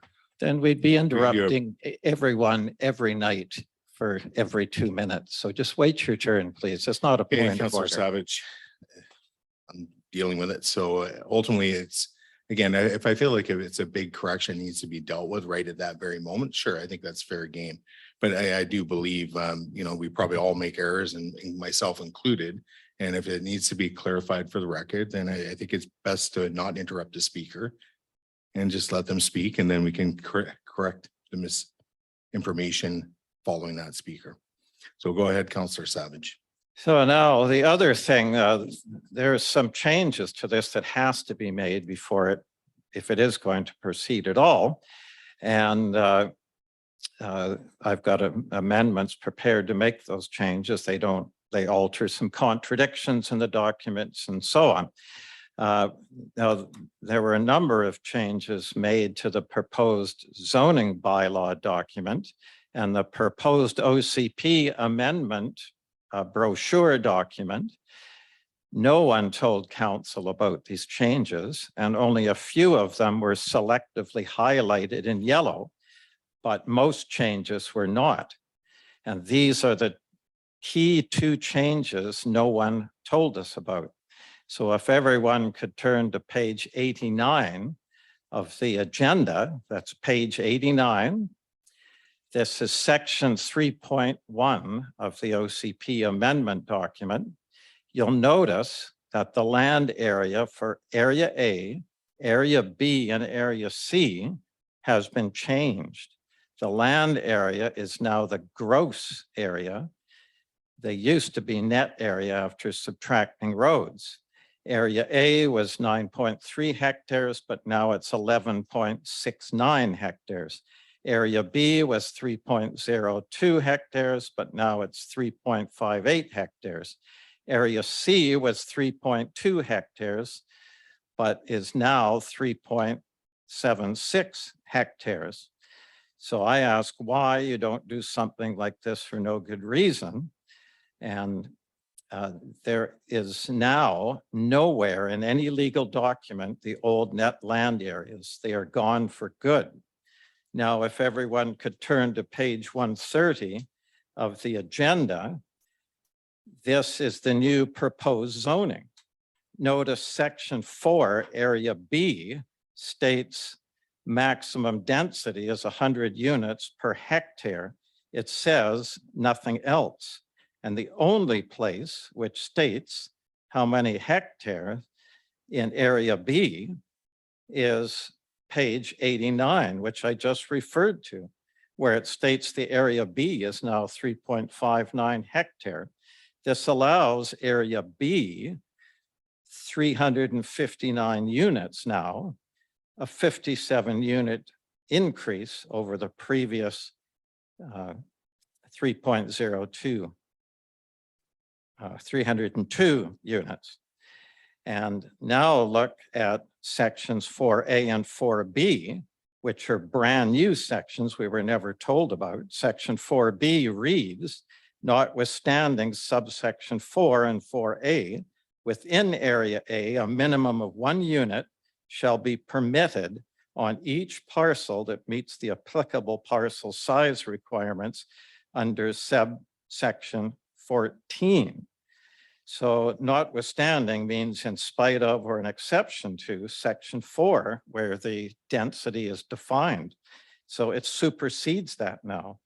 And it allows the developer to create as many parcels as possible within area A, and each parcel is permitted 1 unit. So area A is now 116,900 meters squared. The lot sizes in subsection 14 range from 150 to 300 meters squared. So this technically will allow hundreds upon hundreds of lots, over 500 duplexes in area A, over 600 townhouses in area A, and so on. So this has to be cleaned up where it's stated clearly what the density limits are for area A, area B, and area C, right in the zoning bylaw, and I've got amendments to do it. So Councillor Savage, you're exceeded your speaking time. Yep. But do you know, Director Limshu, your hand is up? I don't know if there's points to clarify or. Thank you, Your Worship. Yeah, with council's indulgence, perhaps I can clarify some comments that have been made. Yeah, if you're providing information, sure, go ahead. Okay, I'm just going to share my screen.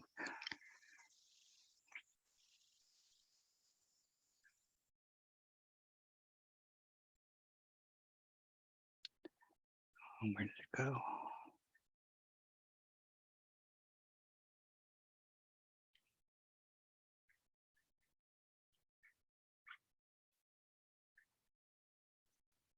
Sorry about that. I'm just having some technical difficulties. Just bear with me for 1 second. Okay, let's try this again.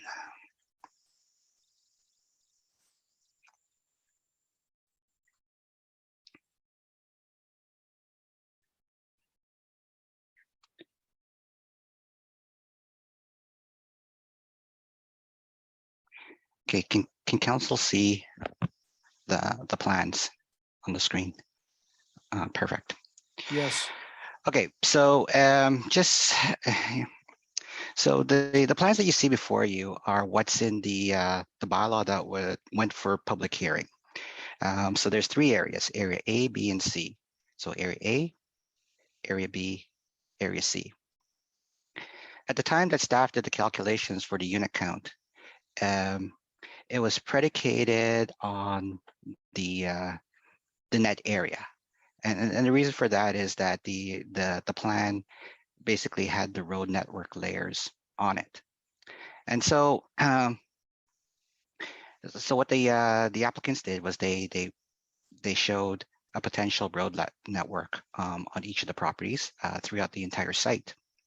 If you do the math, the development of those roads is approximately 20% of the land.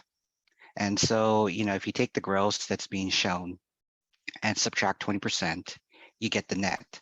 And what you'll find is that the net areas are equal to what was previously outlined in the document. And so based on those net areas, the unit counts are calculated based on the proposed densities outlined in the zoning bylaw outlined on page 130. So moving forward, as you'll see from this document, the plan did change slightly. So I should have highlighted this. So what you'll notice in this general area here, there's this little divot within the boundary between what is going to be, I'll call it the potential district lands, this area here, and this property line. The applicant, in reviewing their application, amended the road configuration slightly. And so rather than having this divot, the road has this gentle curve now. What the applicant also did is they took the proposed roads off what would be the municipal sites, and that contributed towards the increase in the overall land area that would come to the district. The other main point is that for the rest of the site, the boundaries haven't changed one bit. It's just this area. And so to highlight that fact, this little divot is what was presented at the public hearing. And this curve is what was amended. And so when you see the actual difference in area is still the same. And as I mentioned, when you take the gross areas that are shown on this plan and subtract 20% for roads and so forth, you will find that the overall net area for development is virtually identical. So, you know, I just want to make sure that council's aware that, yeah, as far as the boundaries are concerned, that hasn't changed between, and with the exception of this area here, the boundaries for the different areas are pretty much the same. I guess the last point I want to make too is that with respect to the play field, the original proposal was for the construction of the play field. The $1 million, if you look through the documents, it says approximately, you'll see that play field to be constructed, and in brackets, approximately $1 million. Well, that $1 million was an approximate estimate for the construction of the play field. But the amenity that was actually on the table under the, we'll call it the 732 proposal, was for the construction of a play field. The big change really when you compare the amenities package between the 732 and the 632 is the fact that the applicants are no longer proposing to construct the play field, but rather provide a cash contribution to the sum of 1.5 million. And as further outlined within the staff report, the cost of actually constructing a play field will vary depending on the bells and whistles that ultimately gets included in that plan, and whether or not the play field is natural turf versus artificial turf. There's some rough estimates within the staff report, and that's predicated on estimates provided to us from our neighbors at City of Nanaimo. You may recall there's a recent article of the City of Nanaimo proposing 2 artificial turfs in South Nanaimo. And so their staff was gracious enough to share some of those cost numbers, and staff used those numbers to try to aid council in understanding, you know, the main difference between the 2 proposals. So while $1.5 million plus the $3,000 per unit total seems like a lot of money, there might be a big gap difference between actually constructing the play field at the end of the day. So while we get the land, yes, that's great. We get cash.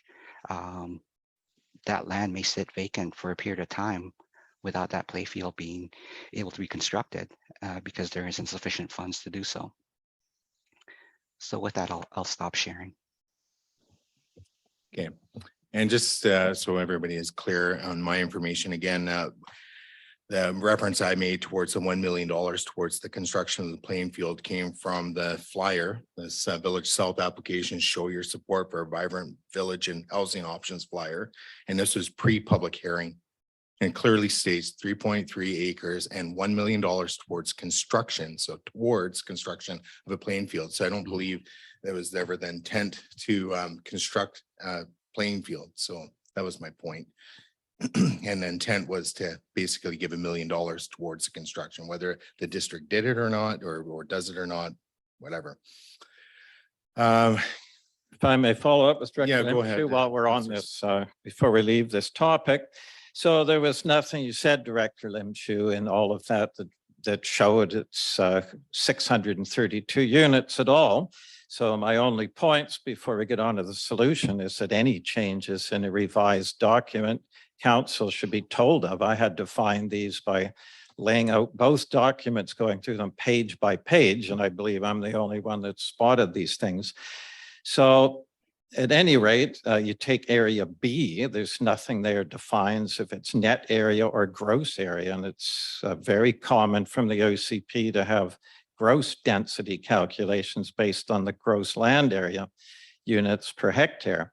So the solution is to do what area, or rather section 5 calls for on this page 130, And it simply says notwithstanding section 4, the maximum number of dwellings within area C shall not exceed 100 units. So there's nothing preventing doing that for area A and area B. Is that correct? That's correct. Yeah, okay. So, You know, I think there's a couple of ways you can do it. You can set the max limits for each area, as I believe you're indicating.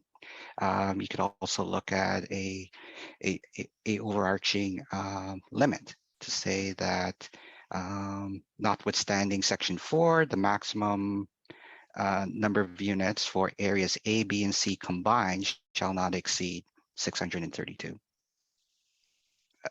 You know, so. all right. So, and what's required for you to do that then, to put that in motion form or? You know, I think for clarity's sake, it would be appropriate to put it in motion form. That way staff can make the necessary change. Okay, can I make that motion now then?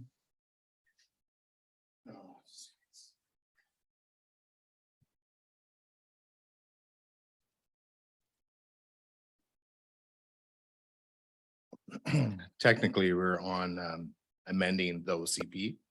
So I think, Yes, I think that's- you're referencing the zoning document. So that would be Councillor best That's in the correct. zoning bylaw. Okay, thank you. Okay, additional speakers on this item?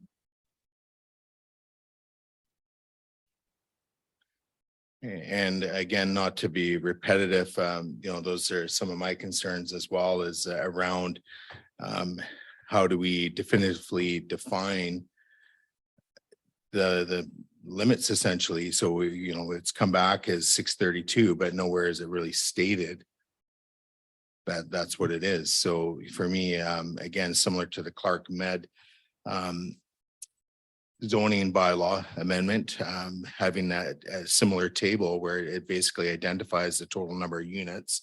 And then with each specified area, it has the units attached. Like we're already 1/3 of the way there with this application in the sense that we've defined how many units will be in area C, but we seem to be avoiding areas A and B.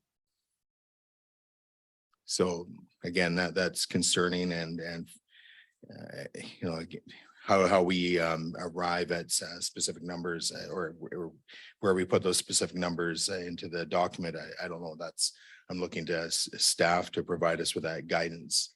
Yeah, you know, certainly we can clarify or add a section as just discussed to ensure that it's clear for everyone in terms of the total build out numbers. Yeah. And just as a follow-up, just with some of the changes that were made in the appendix to Village South document, you know, some of them I'll actually say I like. Even just some of the graphics have changed, and just the way to present it, I think, is a little bit more clear and gives maybe a bit understanding to or a bit better context to what's being proposed. So you know, for the public, I don't know if they are aware that a lot of or some of the images anyways have changed. And the one I'm specifically referring to, I can find it here. It's 3. Oh, where is it? Oh, I've lost it. A lot of paper. Here it is. Yeah. So under project highlights, page 69 of our agenda. So that's a new graphic. Again, it just shows the new parkland configuration or community service plan configuration, speaks to or shows what you're referring to, Director Limshu, just the smoothing of that boundary. So just having more of an arc rather than a bit of a zigzag. It also shows a little bit more the different areas and the proposed number of buildings. And that estimate I gave earlier about the apartments, condos, that's just my calculation based on counting up the number of buildings and so forth in those areas and doing a little bit of math and so forth. And that's what I came up with is about 59% of the total development will be in the form of apartments or condos. So I think Councillor Gustabreck, you had your hand up, and then I'll. Well, since it rest. seems that somebody's talking about an amendment, but it's with the zoning portion. And since we've had, it seems like a long discussion with respect to the OCP second reading, I would like to move the motion that the motion be called. As a point of order, please. If you can say your point of order. We had the spirit last meeting of a conciliatory spirit. I've got an amendment to make for this OCP motion, and it's cutting off the discussion before everyone's finished. So we still have tons of time. We postponed a motion, so we'd have lots of time. It's only not even 8 o'clock. So I'd like to be able to make my amendment motion, please. Councillor Wilson. Just a point of privilege. This plugin's not working. I was just wondering how I can get this. Is there an extension cord that needs to go? Because to be brought to it. Sorry. Yeah. There is a plug-in here, but it just needs normally there's an extension cord. I thought that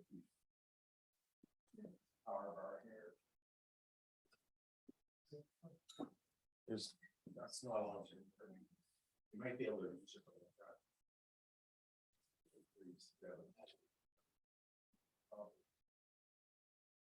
Probably just kind of right there. And then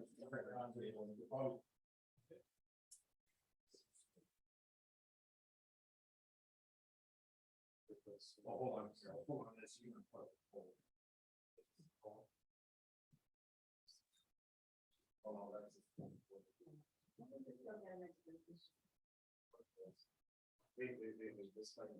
This might be right. Let's see, just hold on. Thanks, sir. You got it. Mike. That works. Okay, so we have power restored to a laptop. Okay, so Councillor Savage, you have an amendment. Yes, and I have it here written for Director Coates, which I'll hand it to her in a sec.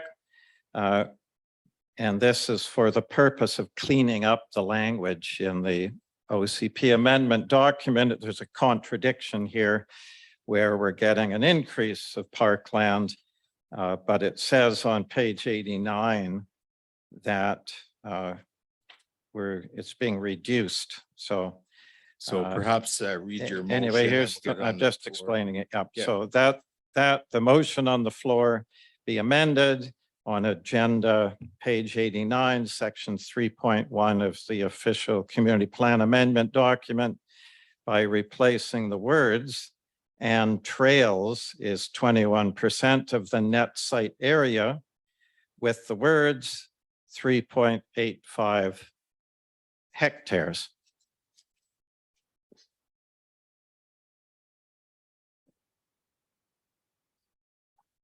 Okay, is there a seconder for this? Okay, I'll go ahead and second it. We'll get it read back, Councillor Gelsenberg.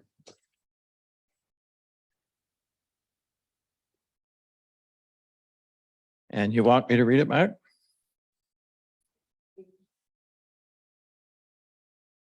All right. Director Coates will figure out the correct preamble or wording to go before your motion.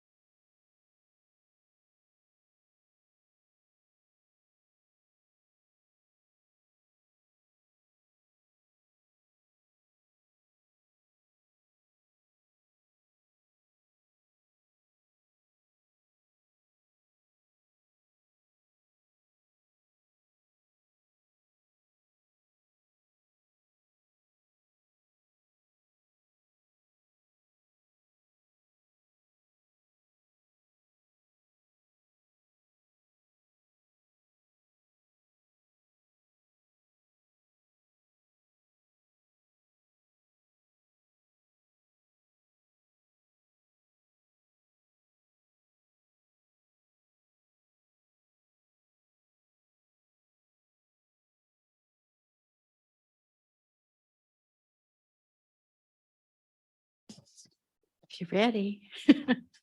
So the change or what was proposed is to make it in reference to the motion that's on the floor. And so it would be that the motion on the floor be amended by adding, quote, and as further amended in Appendix 2, comma, in 3.1, zoning, comma, parks, comma, greenways, and community lands by striking, quote, and trails is 21% of the net site area, and replacing with 3.85 hectares. So I don't know if you're got page 89 of your agenda open. It's in that little green shaded box. So then that sentence would read, the total area dedicated to public parks, trails, sorry.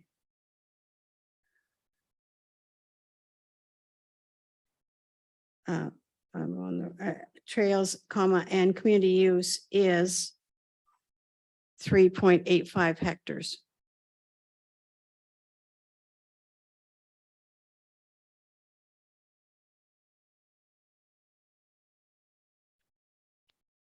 So again, do you want me to repeat the amendment motion again?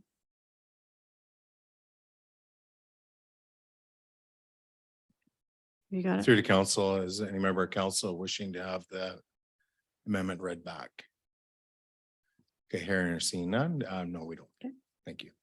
Okay, so, and it was seconded by myself, discussion on the amendment. Go ahead. Yeah, this is nothing but a minor wording change. All it does is it aligns this phrase with, it contradicts the fact that we're now getting 3.8 or 4.85 hectares total.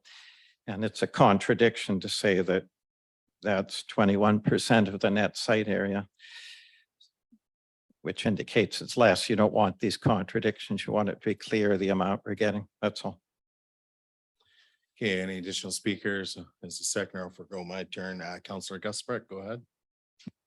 Yes, Chair, through the chair to staff, to Director Limshu. Could you please comment on this proposed amendment and whether there's any apparent contradiction? It seems to me that this green heading is simply, is that even part of the document aside from a description? Isn't what's the important part is set out in the white portion of that page? That's correct. Having said that, I believe the proposed change that's being recommended by or suggested by Councillor Savage, I think it's appropriate. Instead of using percentage, we're referencing an actual area. Okay, so Councillor Proctor, I noticed your hand was up. Council Gusbrock asked the questions that I were going to ask. Thank you. Okay. All right, additional debate questions on the amendment motion? Okay, hearing or seeing none, I will move to call in question. All those in favor and opposed, that's carried unanimously. Okay, Another quick amendment, please. sure, go ahead. This is a referral motion that the motion on the floor be referred back to staff to work with the developer to improve their application in the following ways. Number one, reduce the density in order for the total units to be closer to the official community plans range of 254 to 389 units, plus 100 units of seniors supportive housing. Number two, 100 units of seniors supportive housing must be guaranteed. And that's it. Is there a seconder to the amendment? Or sorry, referral motion? Okay, I will second the referral motion, so discussion is limited on what- Yes, this is. Sorry, could I have the motion repeated? Oh, yeah, it's.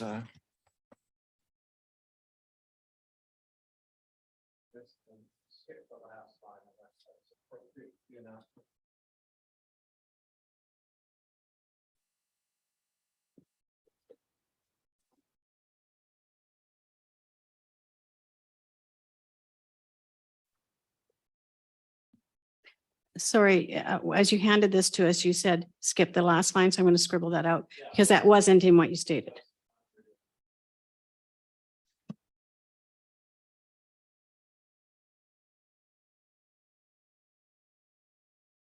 And perhaps I will get you to read this one back. Thank you. That the motion on the floor be referred back to staff to work with the developer to improve their application in the following ways. Item 1, reduce the density in order for the total units to be closer to the official community plans range of 254 to 389 units, plus 100 units of senior supportive housing. Item 2, 100 units of seniors supportive housing must be guaranteed.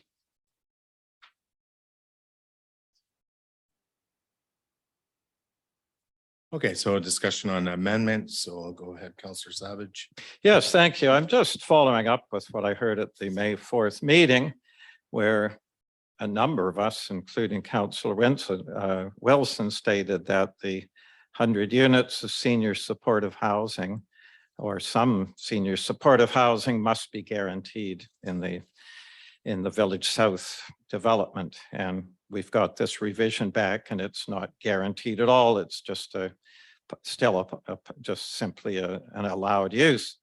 And the other one is, there's just absolutely no point sending this back to public hearing where we've got such a small reduction in density where people clearly said they want it closer to the 254 to 389 units plus the 100 units of senior supportive housing. So it's not that much difference, 489 to come down. And I keep saying, I said this in September 22nd, that I really want this to be successful. But if you've got 95.8% of 1,221 respondents that are absolutely dead set against this, it's caused animosity and trouble in the community. Why on earth wouldn't we want to get it right? And I also heard last meeting to follow the will of the people. The will of the people was made clear as a bell that they want the lower density and the amenities are not as important. They want the lifestyle, the peaceful community. A lot of us have come from these communities that are ultra busy and apartment buildings and so on. We don't want, we moved here for that reason. If we want all this stuff, we would have just stayed where we were when where we used to live. So anyway, I'm doing this for good. I want this to be we also said last week, we want community consensus. So this will not achieve it. Just get that density down a bit. And the 100 units, you see, it counts for the density. There's the origin at the Longwood. I checked it today, right on their website. It said it's got assisted living and it's got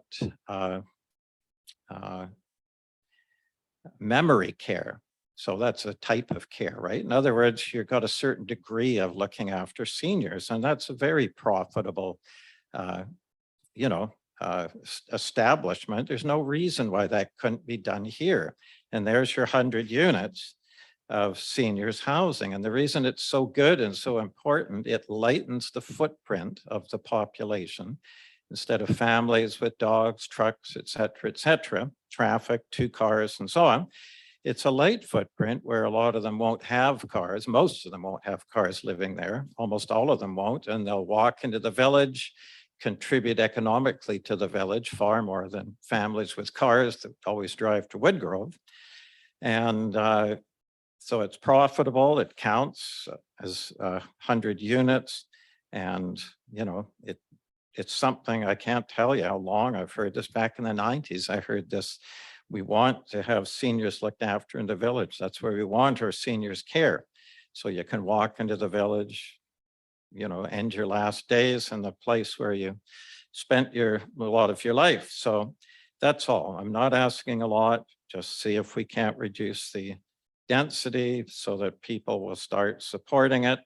That's the key issue, is the density, and then guarantee that seniors, and then it can be done by next meeting. which is June 18th, I believe. It can be, we can revisit it then with a bit of revised agreement. It was done fast the last time. From May 4th, I think this thing arrived May 21st or even earlier, was the date on the letter with the revision. So that's all I'm asking. Just give it another chance. Let's not waste this public hearing with more everyone having to come out and oppose it and so on.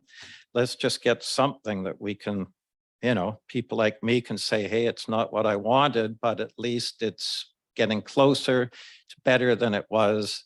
And we'll start getting members in the community saying that too, I guarantee it. So, you know, people have been waiting for this development for so long. Let's get something that they can support, and let's follow through with those two things, you know, follow the will of the people, and let's get consensus with the community and on council. There's not a lot to ask, can be done quickly. Thank you. As a seconder, I can support this.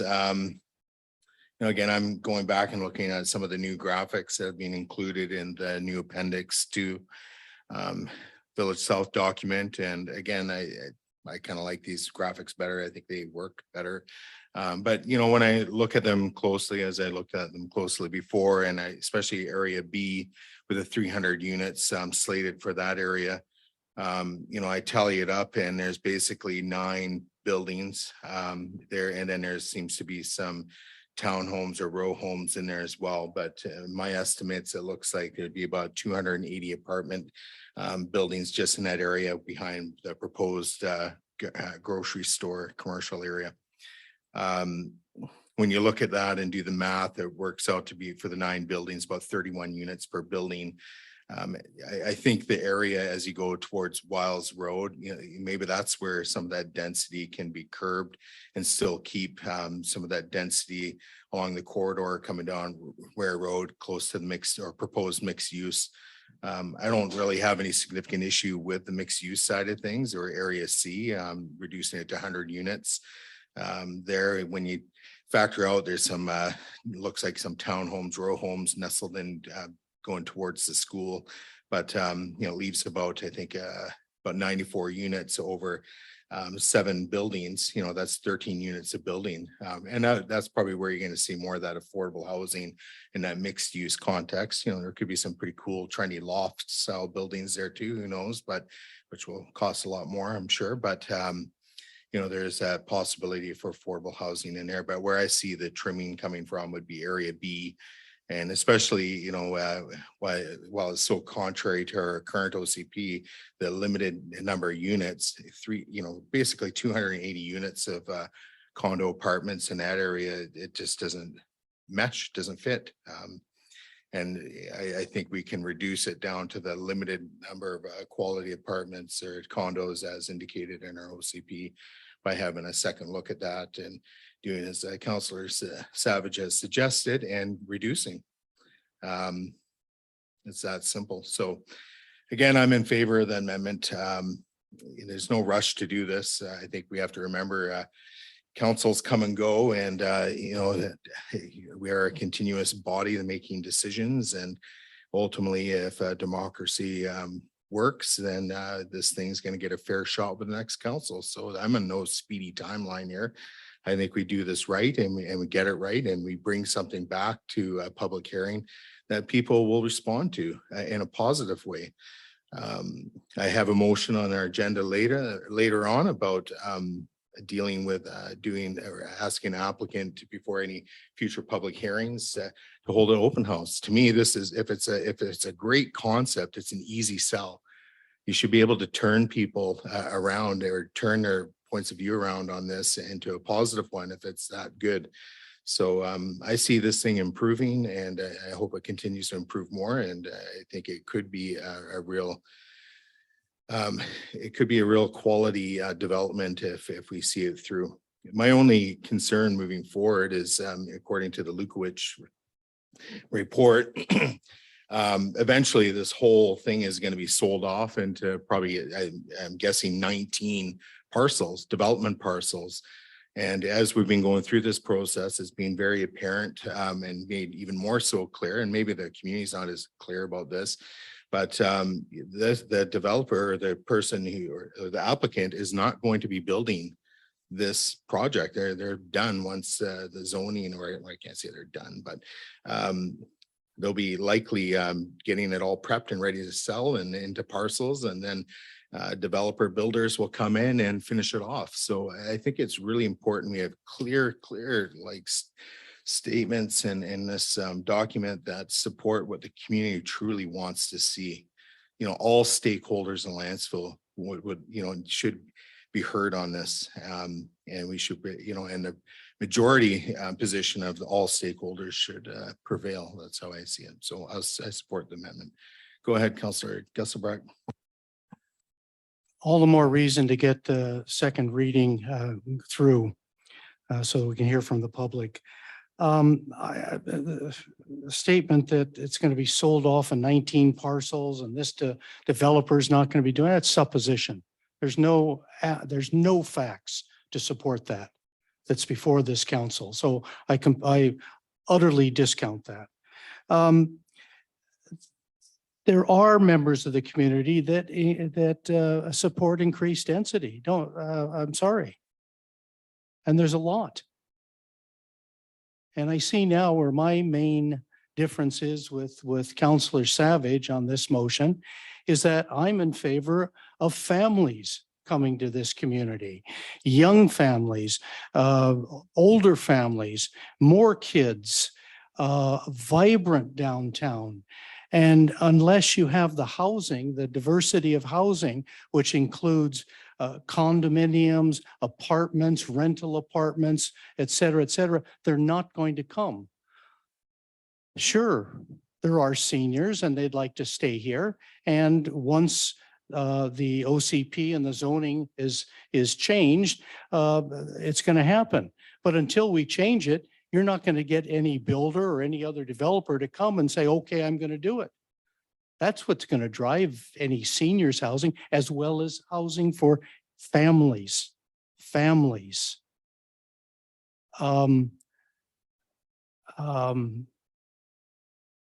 We know that the seniors are going to be supported in this community. We have an announcement from Island Health that they will be building a senior care facility in Lantzville. Now, because location and time is in camera, I can't speak about it. But that's Island Health, which has made the announcement. It's coming. It's going to happen. And if the Councillor Savage has said on numerous occasions that he's spoken with the Legion and they're interested, fine. This zoning, or pardon me, this OCP amendment allows for senior housing. I'd love to see the Legion come and propose a development.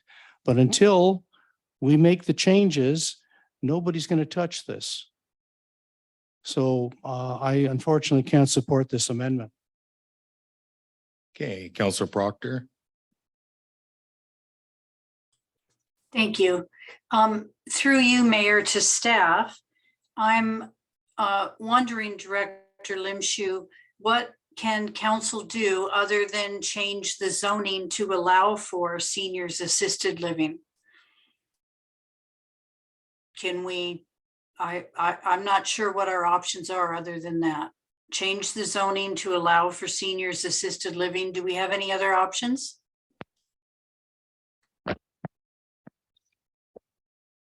Yeah, it's a very difficult question to answer because most senior care facilities are reliant on some form of grant or government funding.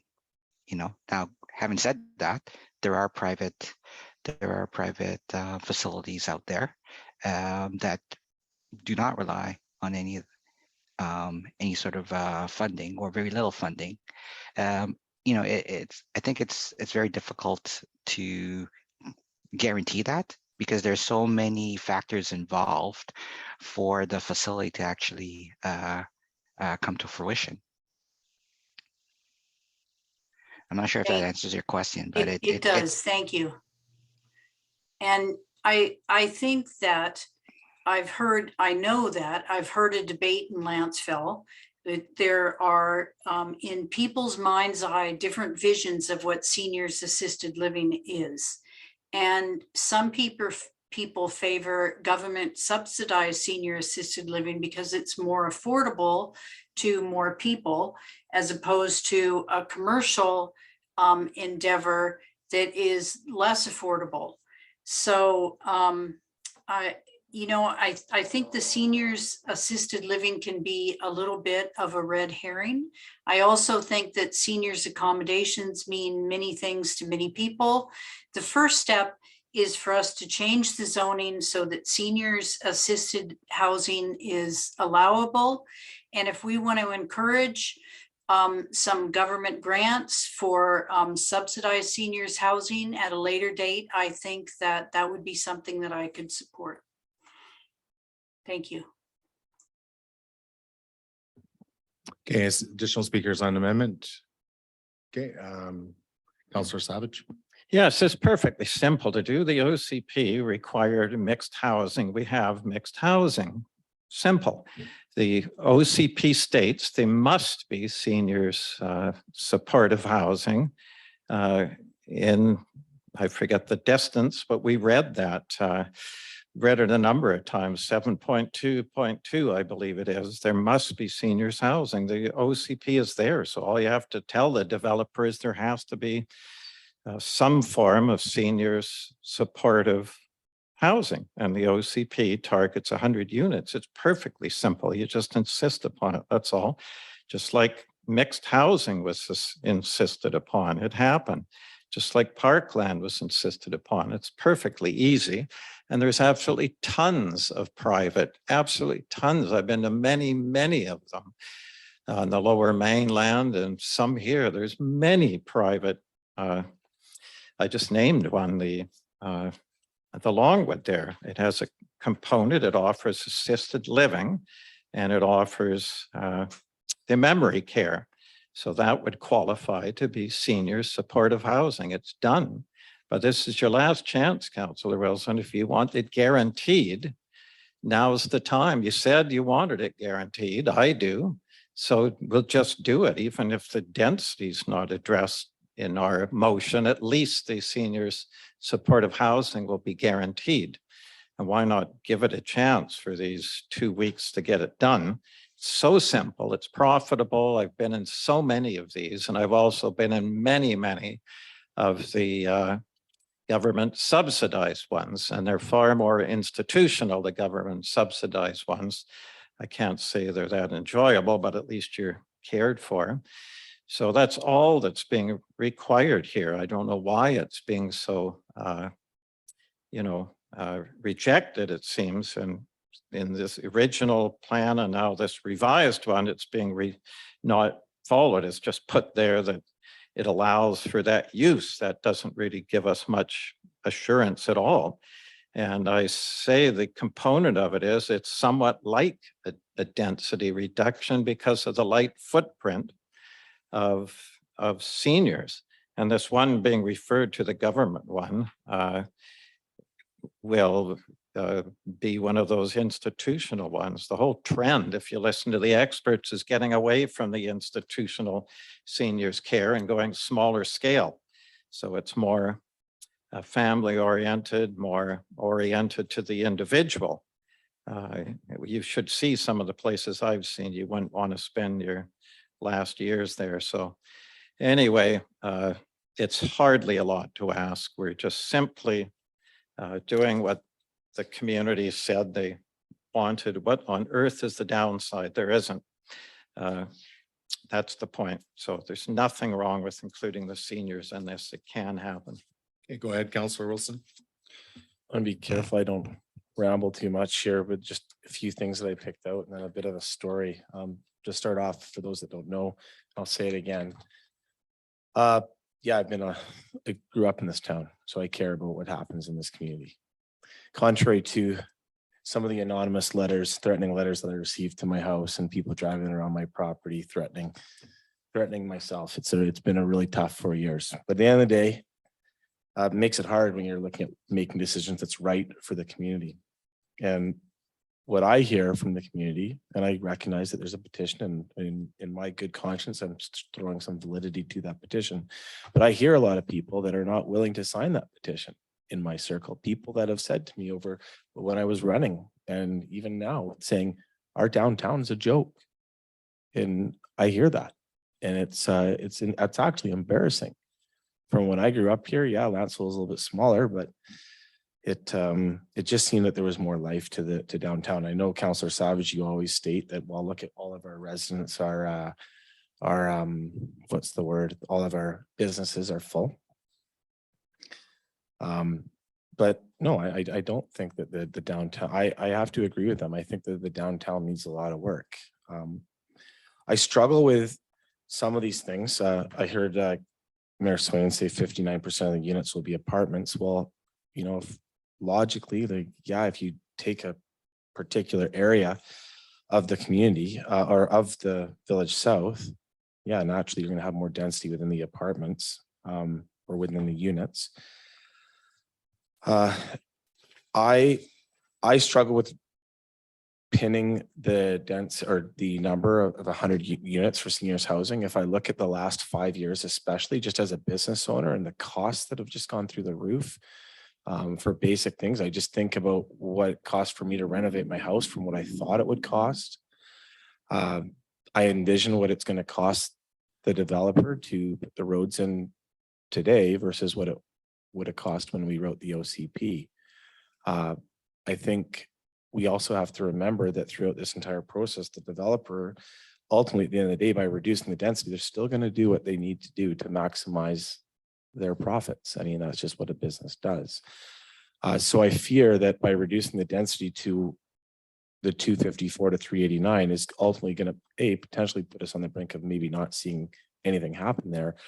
But also if it does, seeing less housing options for people, seeing more expensive houses. I know that there's people in Lantzville right now that are probably your daughter's age, Ian, that Councillor Savage, that want to live back in Lantzville, but they can't afford to live here.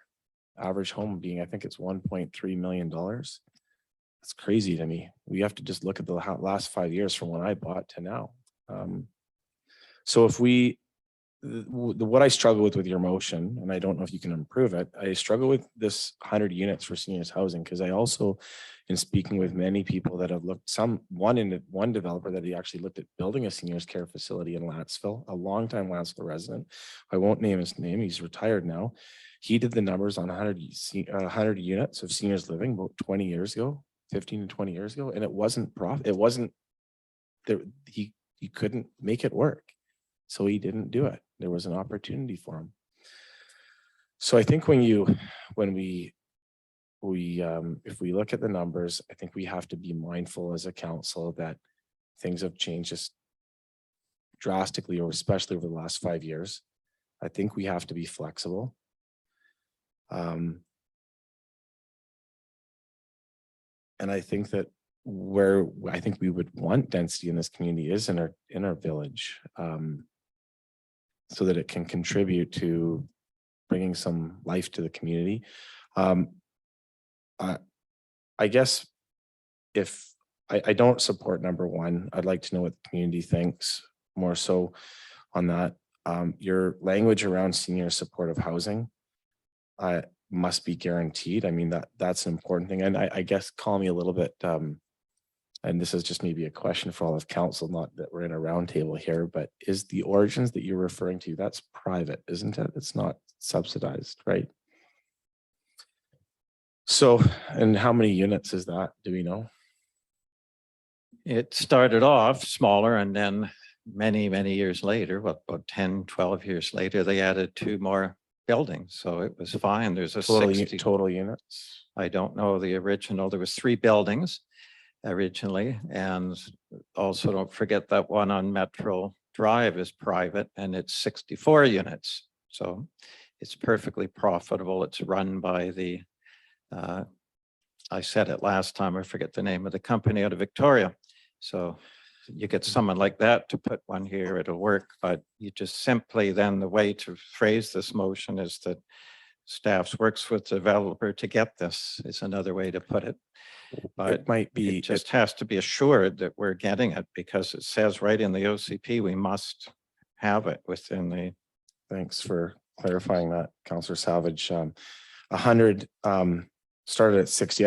I have heard a word on the street that that's a very expensive place for seniors to live. So yeah, it's profitable, it's a business, but sorry. Anyways, I'm rambling now, but I can't support reducing the density at this moment in time to 254 to 389. I'm not sure if something can be massaged within your motion to.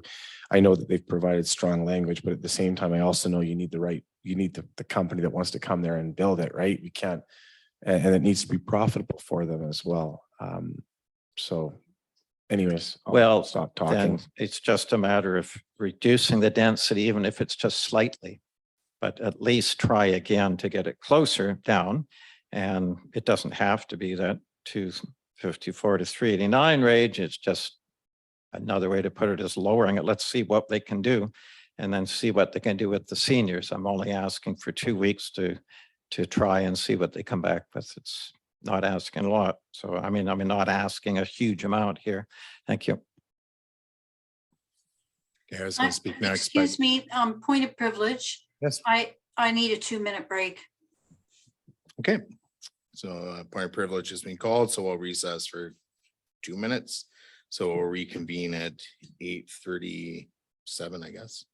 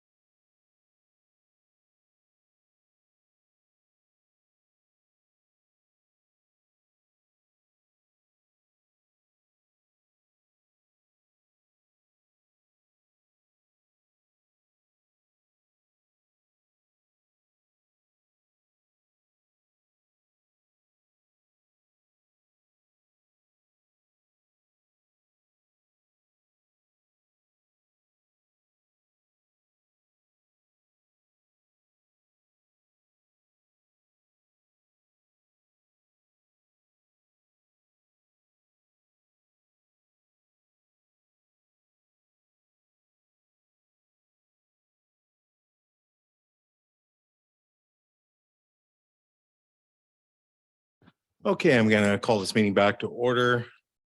So we're on the referral motion. So go ahead, Councillor Gelspark. Yes, I move that we call the question. Questions being called. I did have a few things I'd like to remark on, but I'll go ahead to, we'll vote on whether or not we're going to call the questions. So that's all we're doing. So I'm going to put the question to council. So all those in favor of calling the motion on the referral motion. Okay, and opposed, Mayor Swain's opposed, Councillor Savage is opposed, and Councillor Wilson's opposed. Okay. So continued discussion. Again, this is referring it on to staff. So just wanted to make a couple remarks. If there's concerns around seniors housing and what it's going to look like and so on, this is the time to clean up that language and bring something back to council that we can work with. Councillor Gusselbreck alluded to there's going to be Island Health creating or building a care facility and seniors care. This is hospital level care. This isn't aging in place and then eventually transitioning to a point where you may need to go to a facility like Island Health. So I think what I envision, and I think a lot of people envision for the village especially, is somewhere where you can age in place and eventually as you require greater needs and care, you can have that in place to the point where you have to eventually go off to a long-term care facility like the ones that are built by Island Health. In terms of profitability and this and that, I don't think that's our place. As far as I'm concerned, it'd be nice to secure some free land so we can, not necessarily free, but secure some land, which could be the community service lands, for instance, and a portion of that could be used to build seniors housing on. But that puts the onus on us. It puts our council, the taxpayer, to make that happen.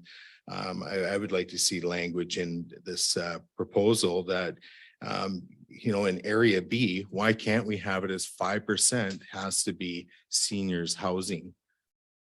The developers writing this, let them write what they think would be a great idea or an easy sell to this community. I've seen in zoning bylaws, where it's written like 50% of the housing for a specific area has to be townhomes. It can be done. It's how do we want to guide the pen here? So again, I'm not worried about how much it's going to cost. I've heard stories about seniors care and facilities and and so forth. And again, there's anecdotal at best, and sometimes you have to look at the broad spectrum of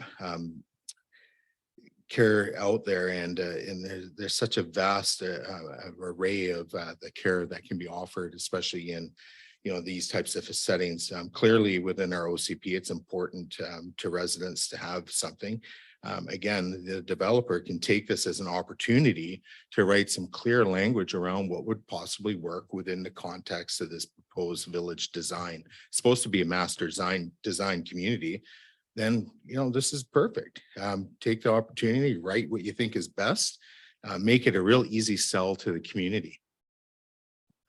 But in its present form, or even before we rescinded second reading in that form, obviously the community was not pleased with the content and we had strong opposition. So why aren't we creating better language or asking the developer to put better language into this bylaw amendment and soon to be zoning amendment to make it an easy sell, to have a successful public hearing? Isn't that what we want? So again, the developer is going to do whatever the developer is going to do. They just did it with what we have now. So if we put a request back to them, they're like, no, we don't like that request to council. We're just going to give back the same response we gave before. That's in their purview. They can do that. And then we have to deal with it. So I don't think there's any perfect referral motion that can be really offered. Ultimately, the developer has to look at the feedback that's been provided to date, look at the makeup of this council and what each of us have had to say about this, and create something that will wow the community, will make it an easy sell. Sell the community. More importantly, sell it to the community, and that will sell us. So that's all I'll have to really say on this at this time. So unless there's anything further, I will be calling the question on the referral motion. Go ahead, Councillor Savage. Yes, I just wanted to mention this idea of the vibrancy of the village. I can't underline this enough that there's no evidence whatsoever, zero, that 632 units will be more vibrant than, say, 500 units total. It's just, there's zero evidence. And I've already pointed out Chemainus, Tofino, and Coombs all have vibrant commercial areas, and they have, you know, considerably lower population than we do now. So, and Nanaimo downtown's been suffering forever with a lot of high density.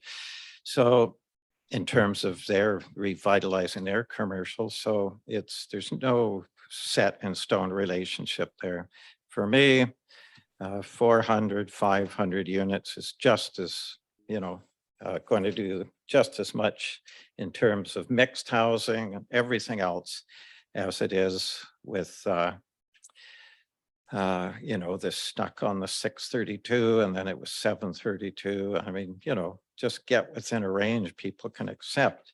And you're going to have all the mixed housing you want. There's zero reason for it to not be as mixed as it is being proposed now. It'll be more mixed if we get the seniors there, and the seniors will be shopping a lot more than families with cars running out to Woodgrove, just like they do now to do all their shopping. So you're going to have far more loyal local shoppers. That's what seniors do, and just like Oak Bay.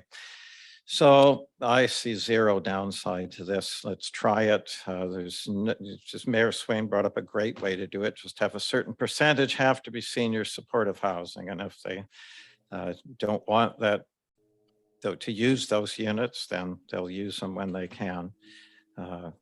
So it's, I think the community will want us to see this done. And we should be following their well. And in terms of what we've heard from different people, the only ones that count were the ones that submitted, and 5.8% of the people who submitted, that's a stunning majority, and such a large amount that clearly state it's the density that's they just don't want. So why on earth? I think this is not following what the motion we requested. So let's try again and see if it's not better. It's not going to hurt. It will come back changed, I'm quite sure, and can be easily done before the next council meeting. So we're hardly losing a lot of time. And it's, I think, shows faith to the community that at least we're trying to get what they want. So I'll leave it at that. Thank you. So through to Councillor Proctor.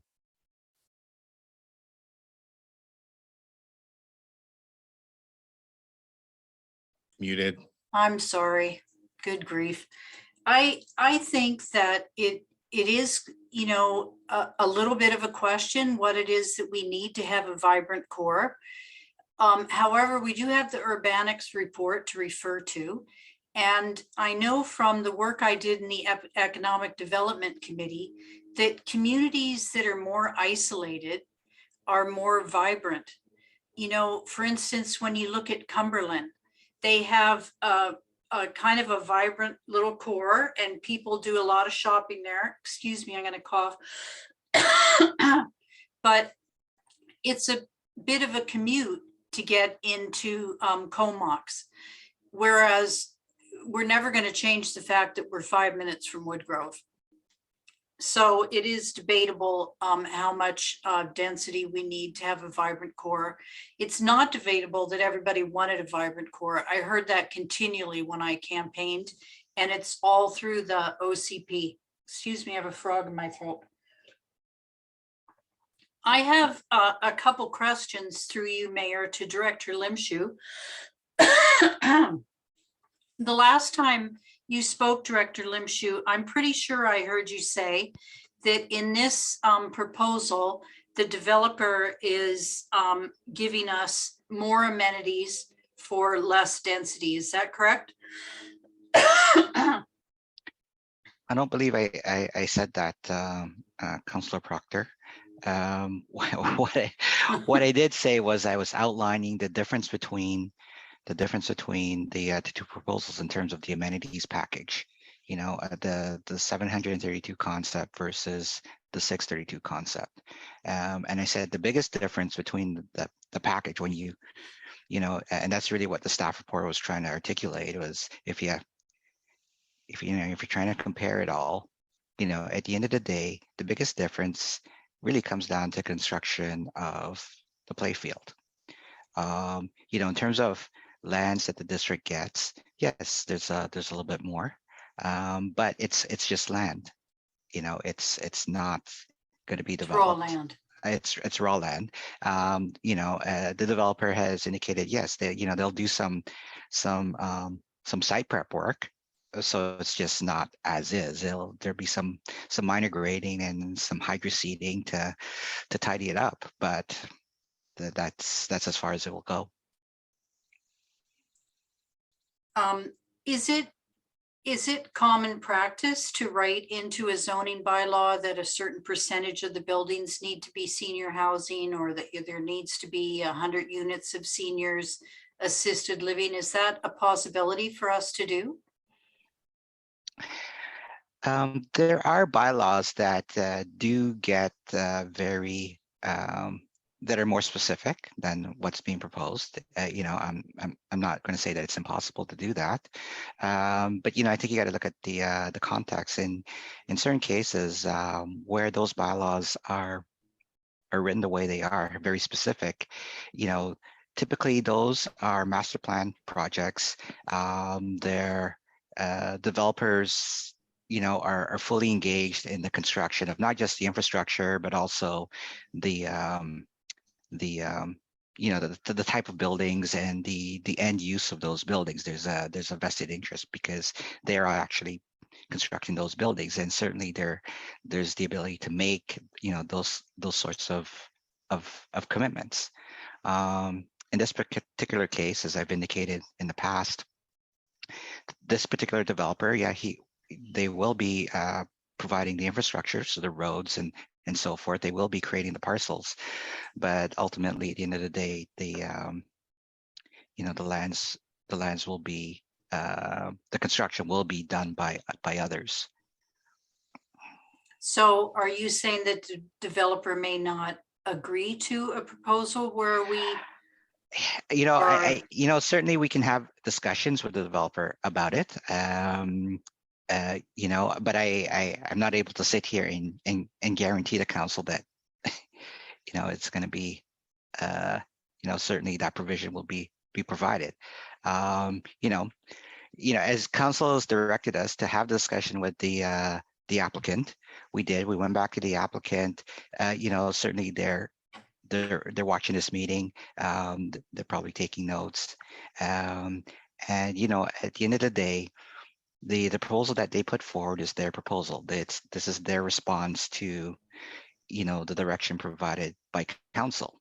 And as staff, we try to articulate that in our bylaws for council's consideration, and ultimately create the bylaws to reflect that. Okay. I think I understand. And we have sent it back to them once and asked them about the seniors housing, and they didn't offer that. Certainly as has been alluded to in this meeting, the big change is the fact that seniors housing, affordable housing, those are uses that are clearly articulated for each of the areas now, whereas before it was silent, and there was some vagueness as to whether or not you could provide those types of uses in the areas, whereas I think it's more clear to say that yes, within the community services lands, which are the lands that will be dedicated to the district at the end of the day, there's the opportunity to create those types of uses on the land, as well if one of the purchasers of one of the sites or one of the properties that's ultimately created is someone like an Origin. They want to step forward and they want to buy, a certain parcel. That opportunity exists for that to occur, and that's basically where it stops at this point in time. Okay, thank you. And also, I was doing some thinking earlier in the discussion, and I had my calculator out, might have looked like I was texting, but I was using the calculator. I don't text during council meetings. If we drop the number to the OCP numbers, we would be dropping by 243 units. And when you multiply 243 by 21,000, my calculator says that's over $5 million in DCCs. So I think that as a council, we need to be really aware of what we're giving up for our community in terms of improved infrastructure, rebuilding Dickinson Road, bringing water to people that don't have water. If $5 million in DCCs is a lot of money. And I think as a community, we need to really wrap our heads around that. And if the more you slide it down, the more DCCs we lose. And the people that wrote the Urbanics report, when I listened to their presentation to council, what I heard was they said that they thought that we were getting an exorbitant amount of amenities from this developer. So I think that we need to consider as a council, if we want this development to drop in numbers, the developer is going to drop the amenities because we're already getting exorbitant numbers. I know there's people on council that disagree with me. They aren't land use economists though, and I'm not going to spend a whole lot of time arguing with it. But I don't believe it's realistic to think we're going to drop this by a whole lot of density and get more amenities. And we're certainly going to get less DCCs. And we need to be realistic about that in terms of what this community wants and what this community needs as we move forward with this. And before I vote on the motion, I would like to have it read back to me, please. Director Coates.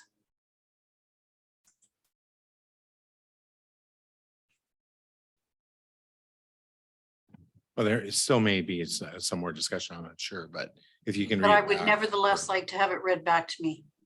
Yeah, so we'll have it read back now. So for clarity, the main motion that's on the floor is that the District of Lantzville Official Community Plan Bylaw number 150 Amendment Village South Special Area Plan Bylaw number 283, 2021 be given second reading as amended. So that's the main motion that's on the floor. The referral motion that's been made and that council is currently considering voting on is that the motion on the floor be referred back to staff to work with the developer to improve their application in the following ways.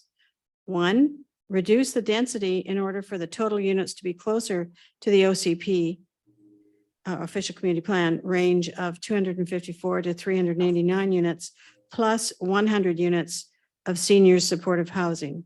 2, 100 units of seniors supportive housing must be guaranteed. Thank you. Okay, any additional comments? Okay, Councillor Savage. Yes, in response to Councillor Proctor, you're correct, Councillor Proctor. The amenities have increased, specifically 0.3 hectares of park and $200,000 more cash. Those are the two increases in amenities. And however, my reading of the community, what I've heard endlessly is that it's the lifestyle they want and the density increase more than the amenities. And the amenities are basically, we have 4. The one is the land, one is the cash amenity of $3,000. And then we've got the 1.5 meters width of sidewalk added to Ware Road on both sides, and then calling it a multi-use trail.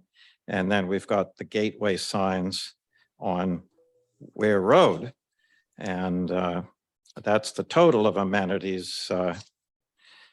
That's of the 4 basically. So, and also, so you were correct there, But, and with DCCs, I just wanted to add, we've discussed this before, but DCCs only cover the costs created.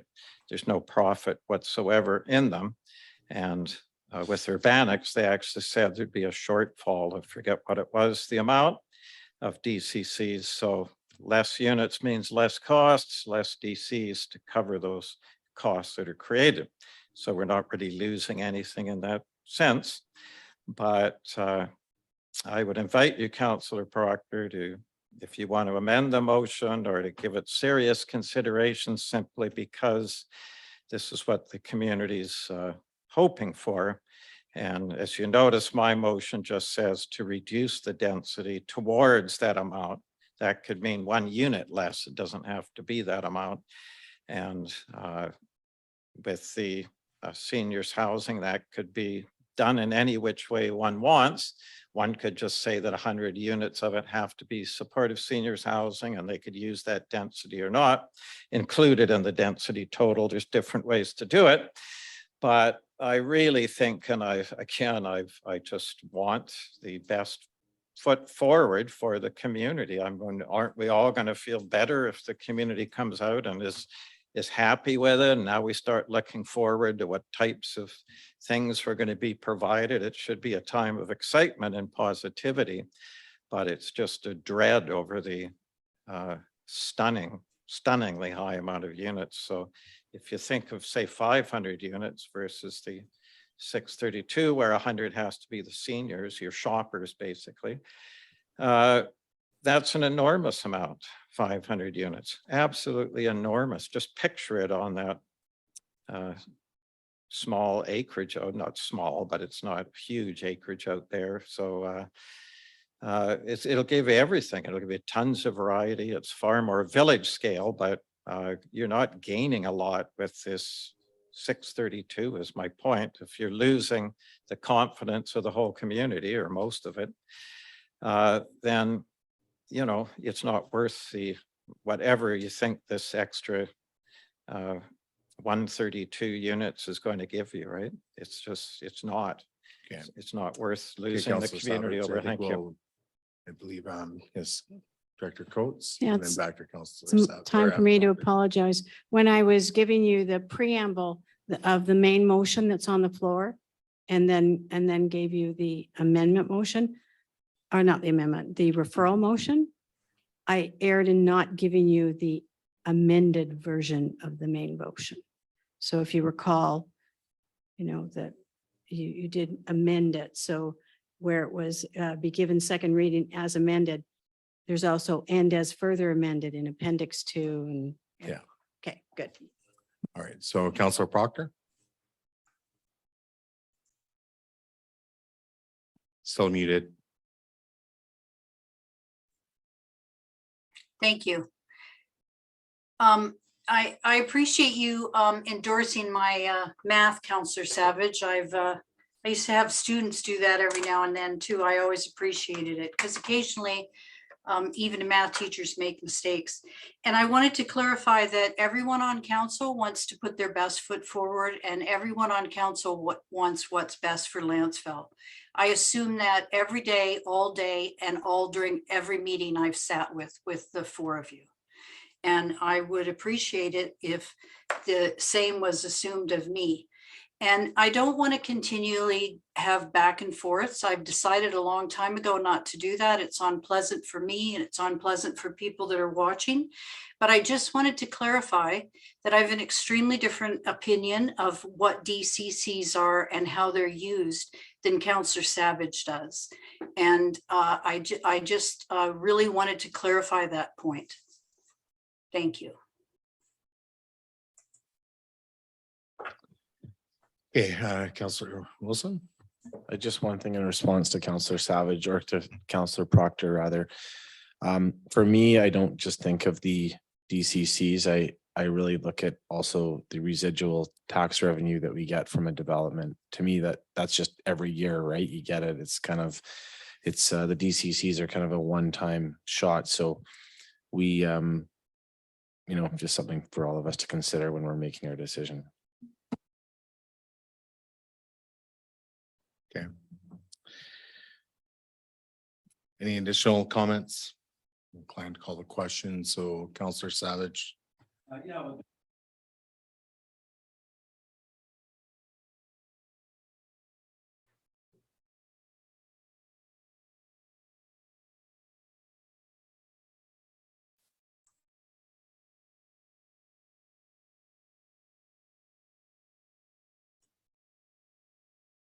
If someone's talking, their mic's off and I can't hear Oh, anything. sorry. Yeah, I was just saying it's, we haven't discussed economics yet, but if you're going by cash flow of tax income, Urbana's conclusion, when you add up the cash expenses versus the cash income from taxes, it was a 3.9 million loss after 20 years. And I qualify that by saying I don't accept blindly what so-called experts say and so on, but generally they've ascertained what's true in so many other places that often development either breaks even or is a cost. And in this case, they've concluded it's a net loss of that. So you can adjust those figures if you like, but it's not a windfall, that's for sure, or even a positive cash flow. Thank you. Okay, Councillor Proctor, I see your hands back up. Thank you. I just wanted to clarify that what I read in the Urbanics report, I'm sorry, was a net benefit of over 25 million to the community. So I just wanted to clarify that there seems to be a difference of opinion on how to read the report. Yeah, I wasn't going to get into the whole Urbanics thing tonight, but I was going to save that for another night. But yeah, I did have a few comments about that. I've been holding on to them for quite some time because we really haven't been in a position to have any kind of a fulsome discussion about this application until really this evening. So, you know, it's the Urbanics report. I think there's probably a differing of opinions on what the net economic benefit is. And, you know, it does speak of it being in the millions or 25 million and so many, you know, whatever it is, 1.3 million a year seems to be spoken of. But I think really what it comes down to is, you know, the net economic benefit of a road or sewer pipe or water pipe, that doesn't belong in that calculation, in my opinion. Unless it is benefiting a neighboring subdivision. I can accept the fact that Ware Road, that section of Ware Road is an economic benefit. It links the highway with Lower Lantzville and so on, and there is a benefit to it. But with the rest of the infrastructure improvements that will be going in as part of that development, there's no benefit to myself, like where I live or my daily travels in Lantzville. Zero. In fact, it's a depreciating asset that the entire community will be having to replace at some point in the future. So the goal I was, you know, with that hoping to accomplish with that Urbanics report was at least find out, similar to the Clark Med application, is this application or development going to cost the community? Is it going to break even, or is it going to be a potential net benefit? And with any development, I don't that whole notion that you know, more density is going to put you in a better economic position. I fail to see that. I look at every municipality and city that has tons of density going in, and what do their property taxes do every single year? They go up. So the only thing that really is a benefit to the community as our numbers go up is when we decide to do a new project. And I'll just say hypothetically, we decide to do an outdoor swimming pool. Well, we just have that many more homes to share that cost or burden amongst. That's all it does. It's that simple, but there's no real upside to, you know, pouring on the houses unless we want to keep, you know, increasing the number of projects we want to do within the district of Lantzville. So anyways, that's my simplified version of it. And you may agree or disagree with it. But again, with the Urbanics report, just my high level overview of the net economic benefit. I don't see it and I don't agree with how it's being presented. So that's just my position. So other than that, yeah, I'm getting spent on this. So unless there's any further comments or debate, I'm going to call the question on the referral motion. Okay, hearing or seeing none, all those in favor of the referral motion and opposed, voting at Councillor Wilson, Councillor Gusselbreck, and Councillor Proctor opposed, the referral motion fails. We're back to the main motion as amended. Is there any additional debate, comment, Councillor Savage? Yes, I have a last amendment on this, please.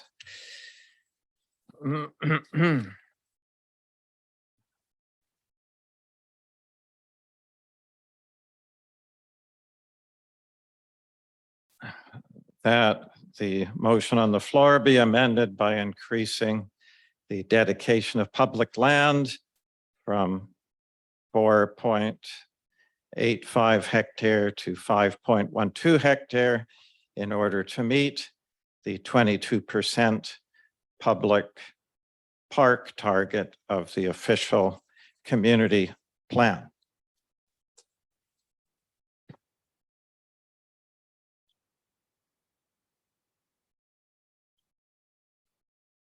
So Director Coates, I'm just going to ask you to figure out how that is going to, Okay. or maybe we'll I'll figure out need where. to consult with the planner because the purpose, as you know, the motion on the floor is to give the bylaw.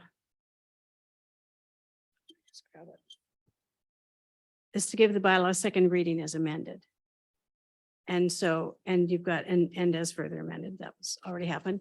And then you would add, and as further amended again, but what it needs to state is what's getting amended in the bylaw.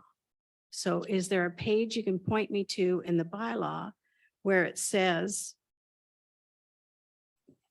the 4.85? No, it's scattered throughout the OCP amendment document, which is 60 pages long. It's the one the developer wrote, and it's in 2 or 3 different places there.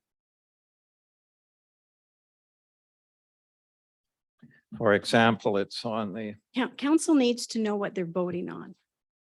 And so we can't create it after the fact. That's why we ask council members to consult with staff so we can assist you in drafting your motions. Like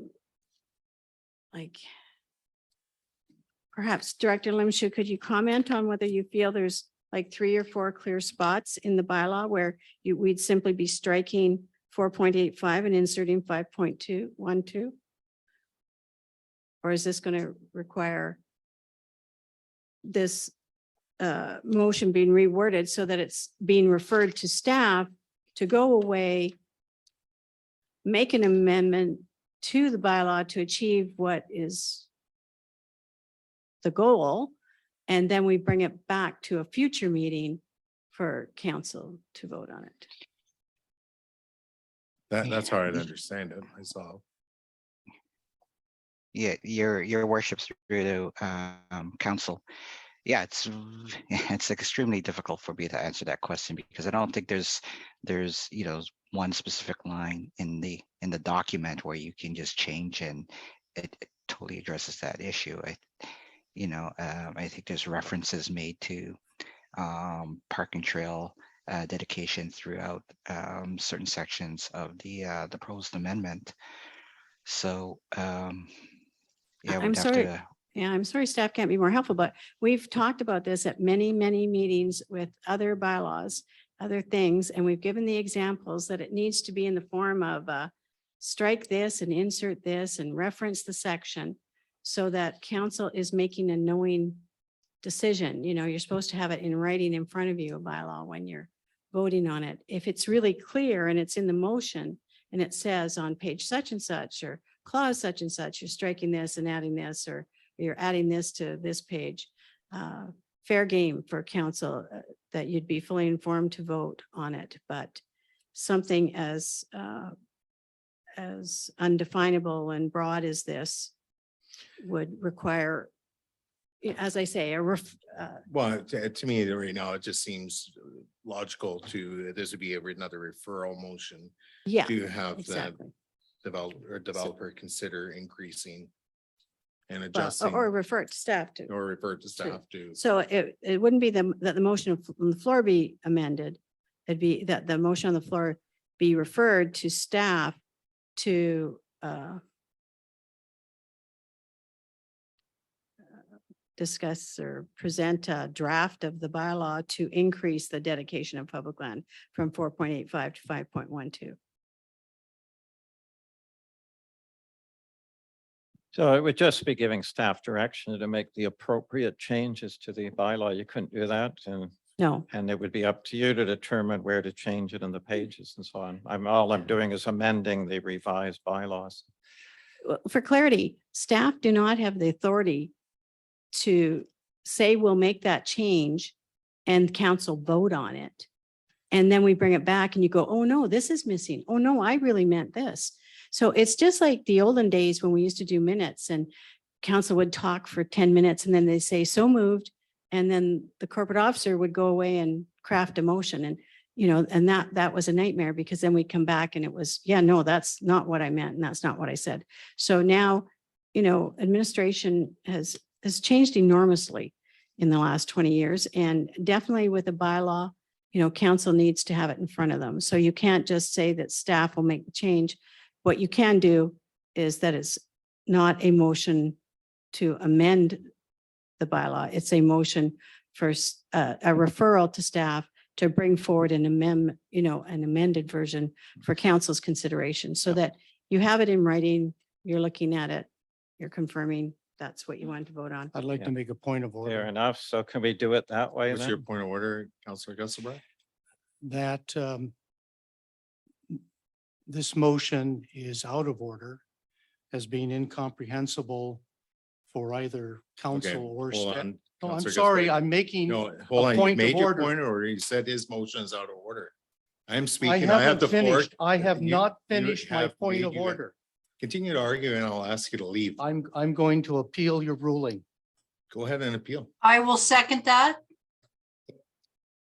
So Councillor Gusselbrook has appealed my ruling that the motion being out of order, I think that was what was being said is out of order. The whole preamble and the explanation doesn't factor in Councillor Gusselbrook. So basically council, I can't vote on this. Council has to vote on as a body to determine whether or not my ruling of Councillor Gusselbrook's motion out of order stands. So if you are vote in favor, you're voting and affirming the chair. Point of clarification. Yes, Sorry. it's getting late. Can we, as far as, so what Councillor Gusselbrook said afterwards doesn't come into, I guess I'm not really following how this whole thing works. Way I saw it as Councillor Gusselbrook was trying to describe what his Yeah, I point of order understand, was, yeah. and then you said, no, he can't. And describe. I'm asking for comments to be directed through the chair. And he's out of order. He's speaking out of order. He's speaking over me. So anyways, he has called, he's questioned my call or whatever. And so at this point, I'll put it back to the body to decide whether or not to sustain the chair, which is he's saying that Councillor Savage's motion is out of order. Point of clarification. Sure, I'm trying to be as clear. I'm just tired. So my apologies. Go ahead, Councillor Proctor. So if we vote in the affirmative, what are we voting for? You're voting to sustain the chair, which means that I'm not upholding Councillor Gusselbrook's call or his appeal or what have you, that Councillor Savage is out of order or his motion is out of order. Hasn't even So made a motion. So if I vote in the affirmative, I'm agreeing that his point of order was out of place? Yeah, you're essentially agreeing with the decision of the chair. Okay, thank you. I don't even know what his point of order was. Well, the point of order was that he was calling Councillor Savage's motion or attempted motion out of order. He hadn't even made a motion. It wasn't moved or seconded. He was essentially discussing a motion with or that Director Coates Okay. and Councillor Gesselbrecht had called it out of order, the motion out of order. Point of clarification. I really felt that he was questioning your ability to make him stop talking. I thought he felt like he wanted to clarify his point and he wasn't allowed to. There's very much a way of making comments at our council meetings. And just to direct your comments through the chair and to be acknowledged by the chair before you actually respond, rather than get into back and forth and argue. So typically it'd be a hand or use your microphone or what have you, like just signal to the chair that you wish to speak. And when you're being acknowledged, then you get to speak. I It's that thought he simple. was acknowledged and he was speaking. And then you told him to be quiet. Anyways, And he was appealing that. Are you finished speaking, Councillor Proctor? Otherwise, it gets pretty chaotic pretty quick if we don't have some system in place where we take turns speaking. So some I point. thought have it to was make a call. Councillor Gesselbrock's turn. Again, if you can raise your hand to signal that you want to speak, because I just got interrupted again. So Director Coates. Yeah, it's probably not a great time, but it's 9:20. There's been a question of sustain the chair. It's supposed to be as to whether the chair is to be sustained must immediately be put by the Yes. presiding member and decided without debate. So I just want to draw that to your attention. I don't know if this discussion is going someplace where it's all going to be withdrawn, but in any event, 9:30 is the witching hour. I And understand that too. We need to Yes. decide if we're, Thank you, continuing the Director meeting. Coates. And again, I'm just responding to points of clarification. So again, and I was trying to put it to the body and maybe not so skillfully, but it is to the body. So if the council wishes to sustain the chair, then again, what you're doing is agreeing with my ruling that Councillor Savage's comment or motion that wasn't even made was out of order. So anyways, I'm going to move to calling the question regardless. So calling the question on whether or not to sustain the chair, all those in favor and opposed. So noting that Councillor Gesselbrecht, Councillor Proctor. Okay, so it's ties on the, or fails on the tie vote. Okay, I'm sorry, what was the vote again?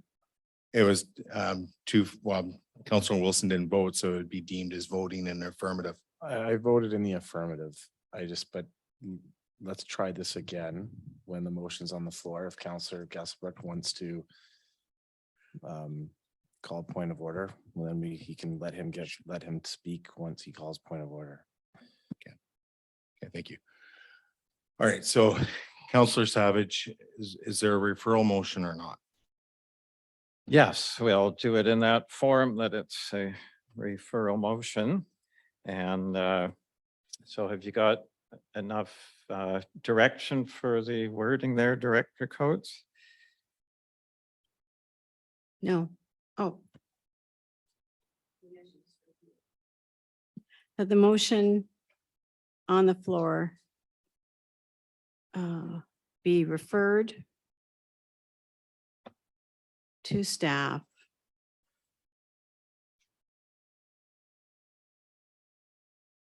to,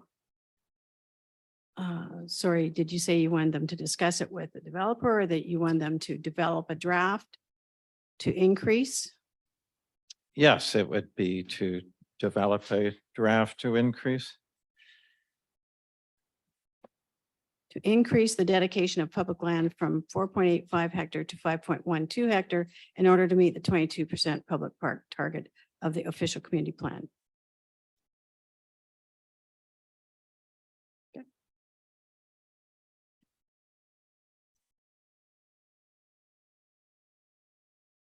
That's the mover.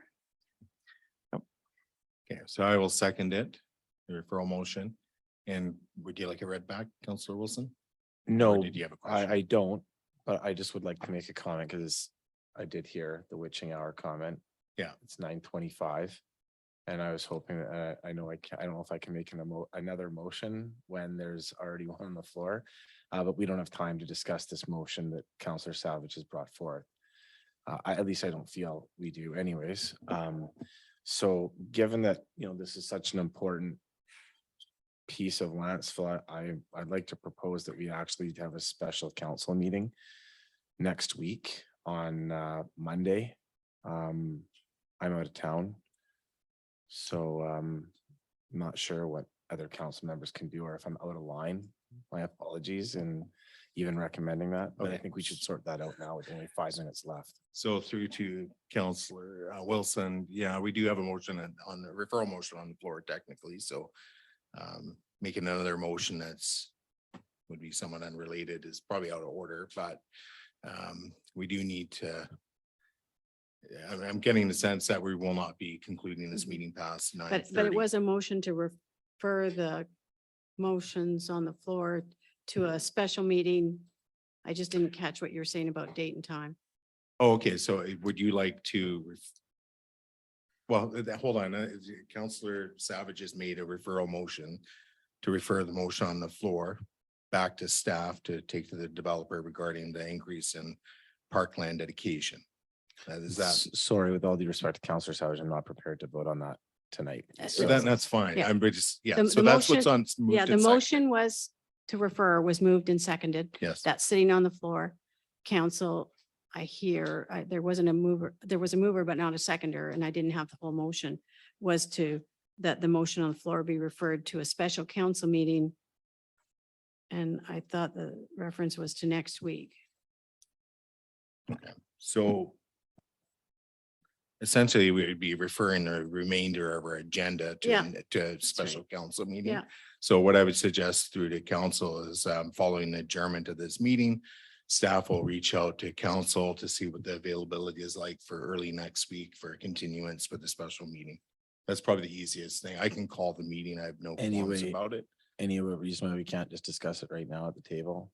We all have our calendars out. Take. Well, we would have to suspend or whatever the motion on the floor. Well, he's crafting a motion to refer to a special council meeting. And I think what was provided in the email to council was the 13th or 15th. And Okay. so we just need it, you're going to bring your calendars and then confirm date time. Yeah, I didn't know what was happening, so Yeah. I don't have the dates Okay. prepared for this evening, Okay. so.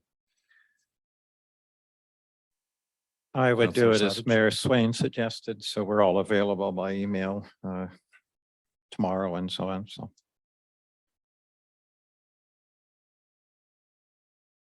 So through to council, and it's on the public record here, I will call a special meeting for next week, so we don't need counselors doing it. And we will, once we get our dates and times sorted out, then we will call some special meeting. If that is the. Okay, what so that council the wants. motion on the floor and the balance of the agenda be referred to a special council meeting to be held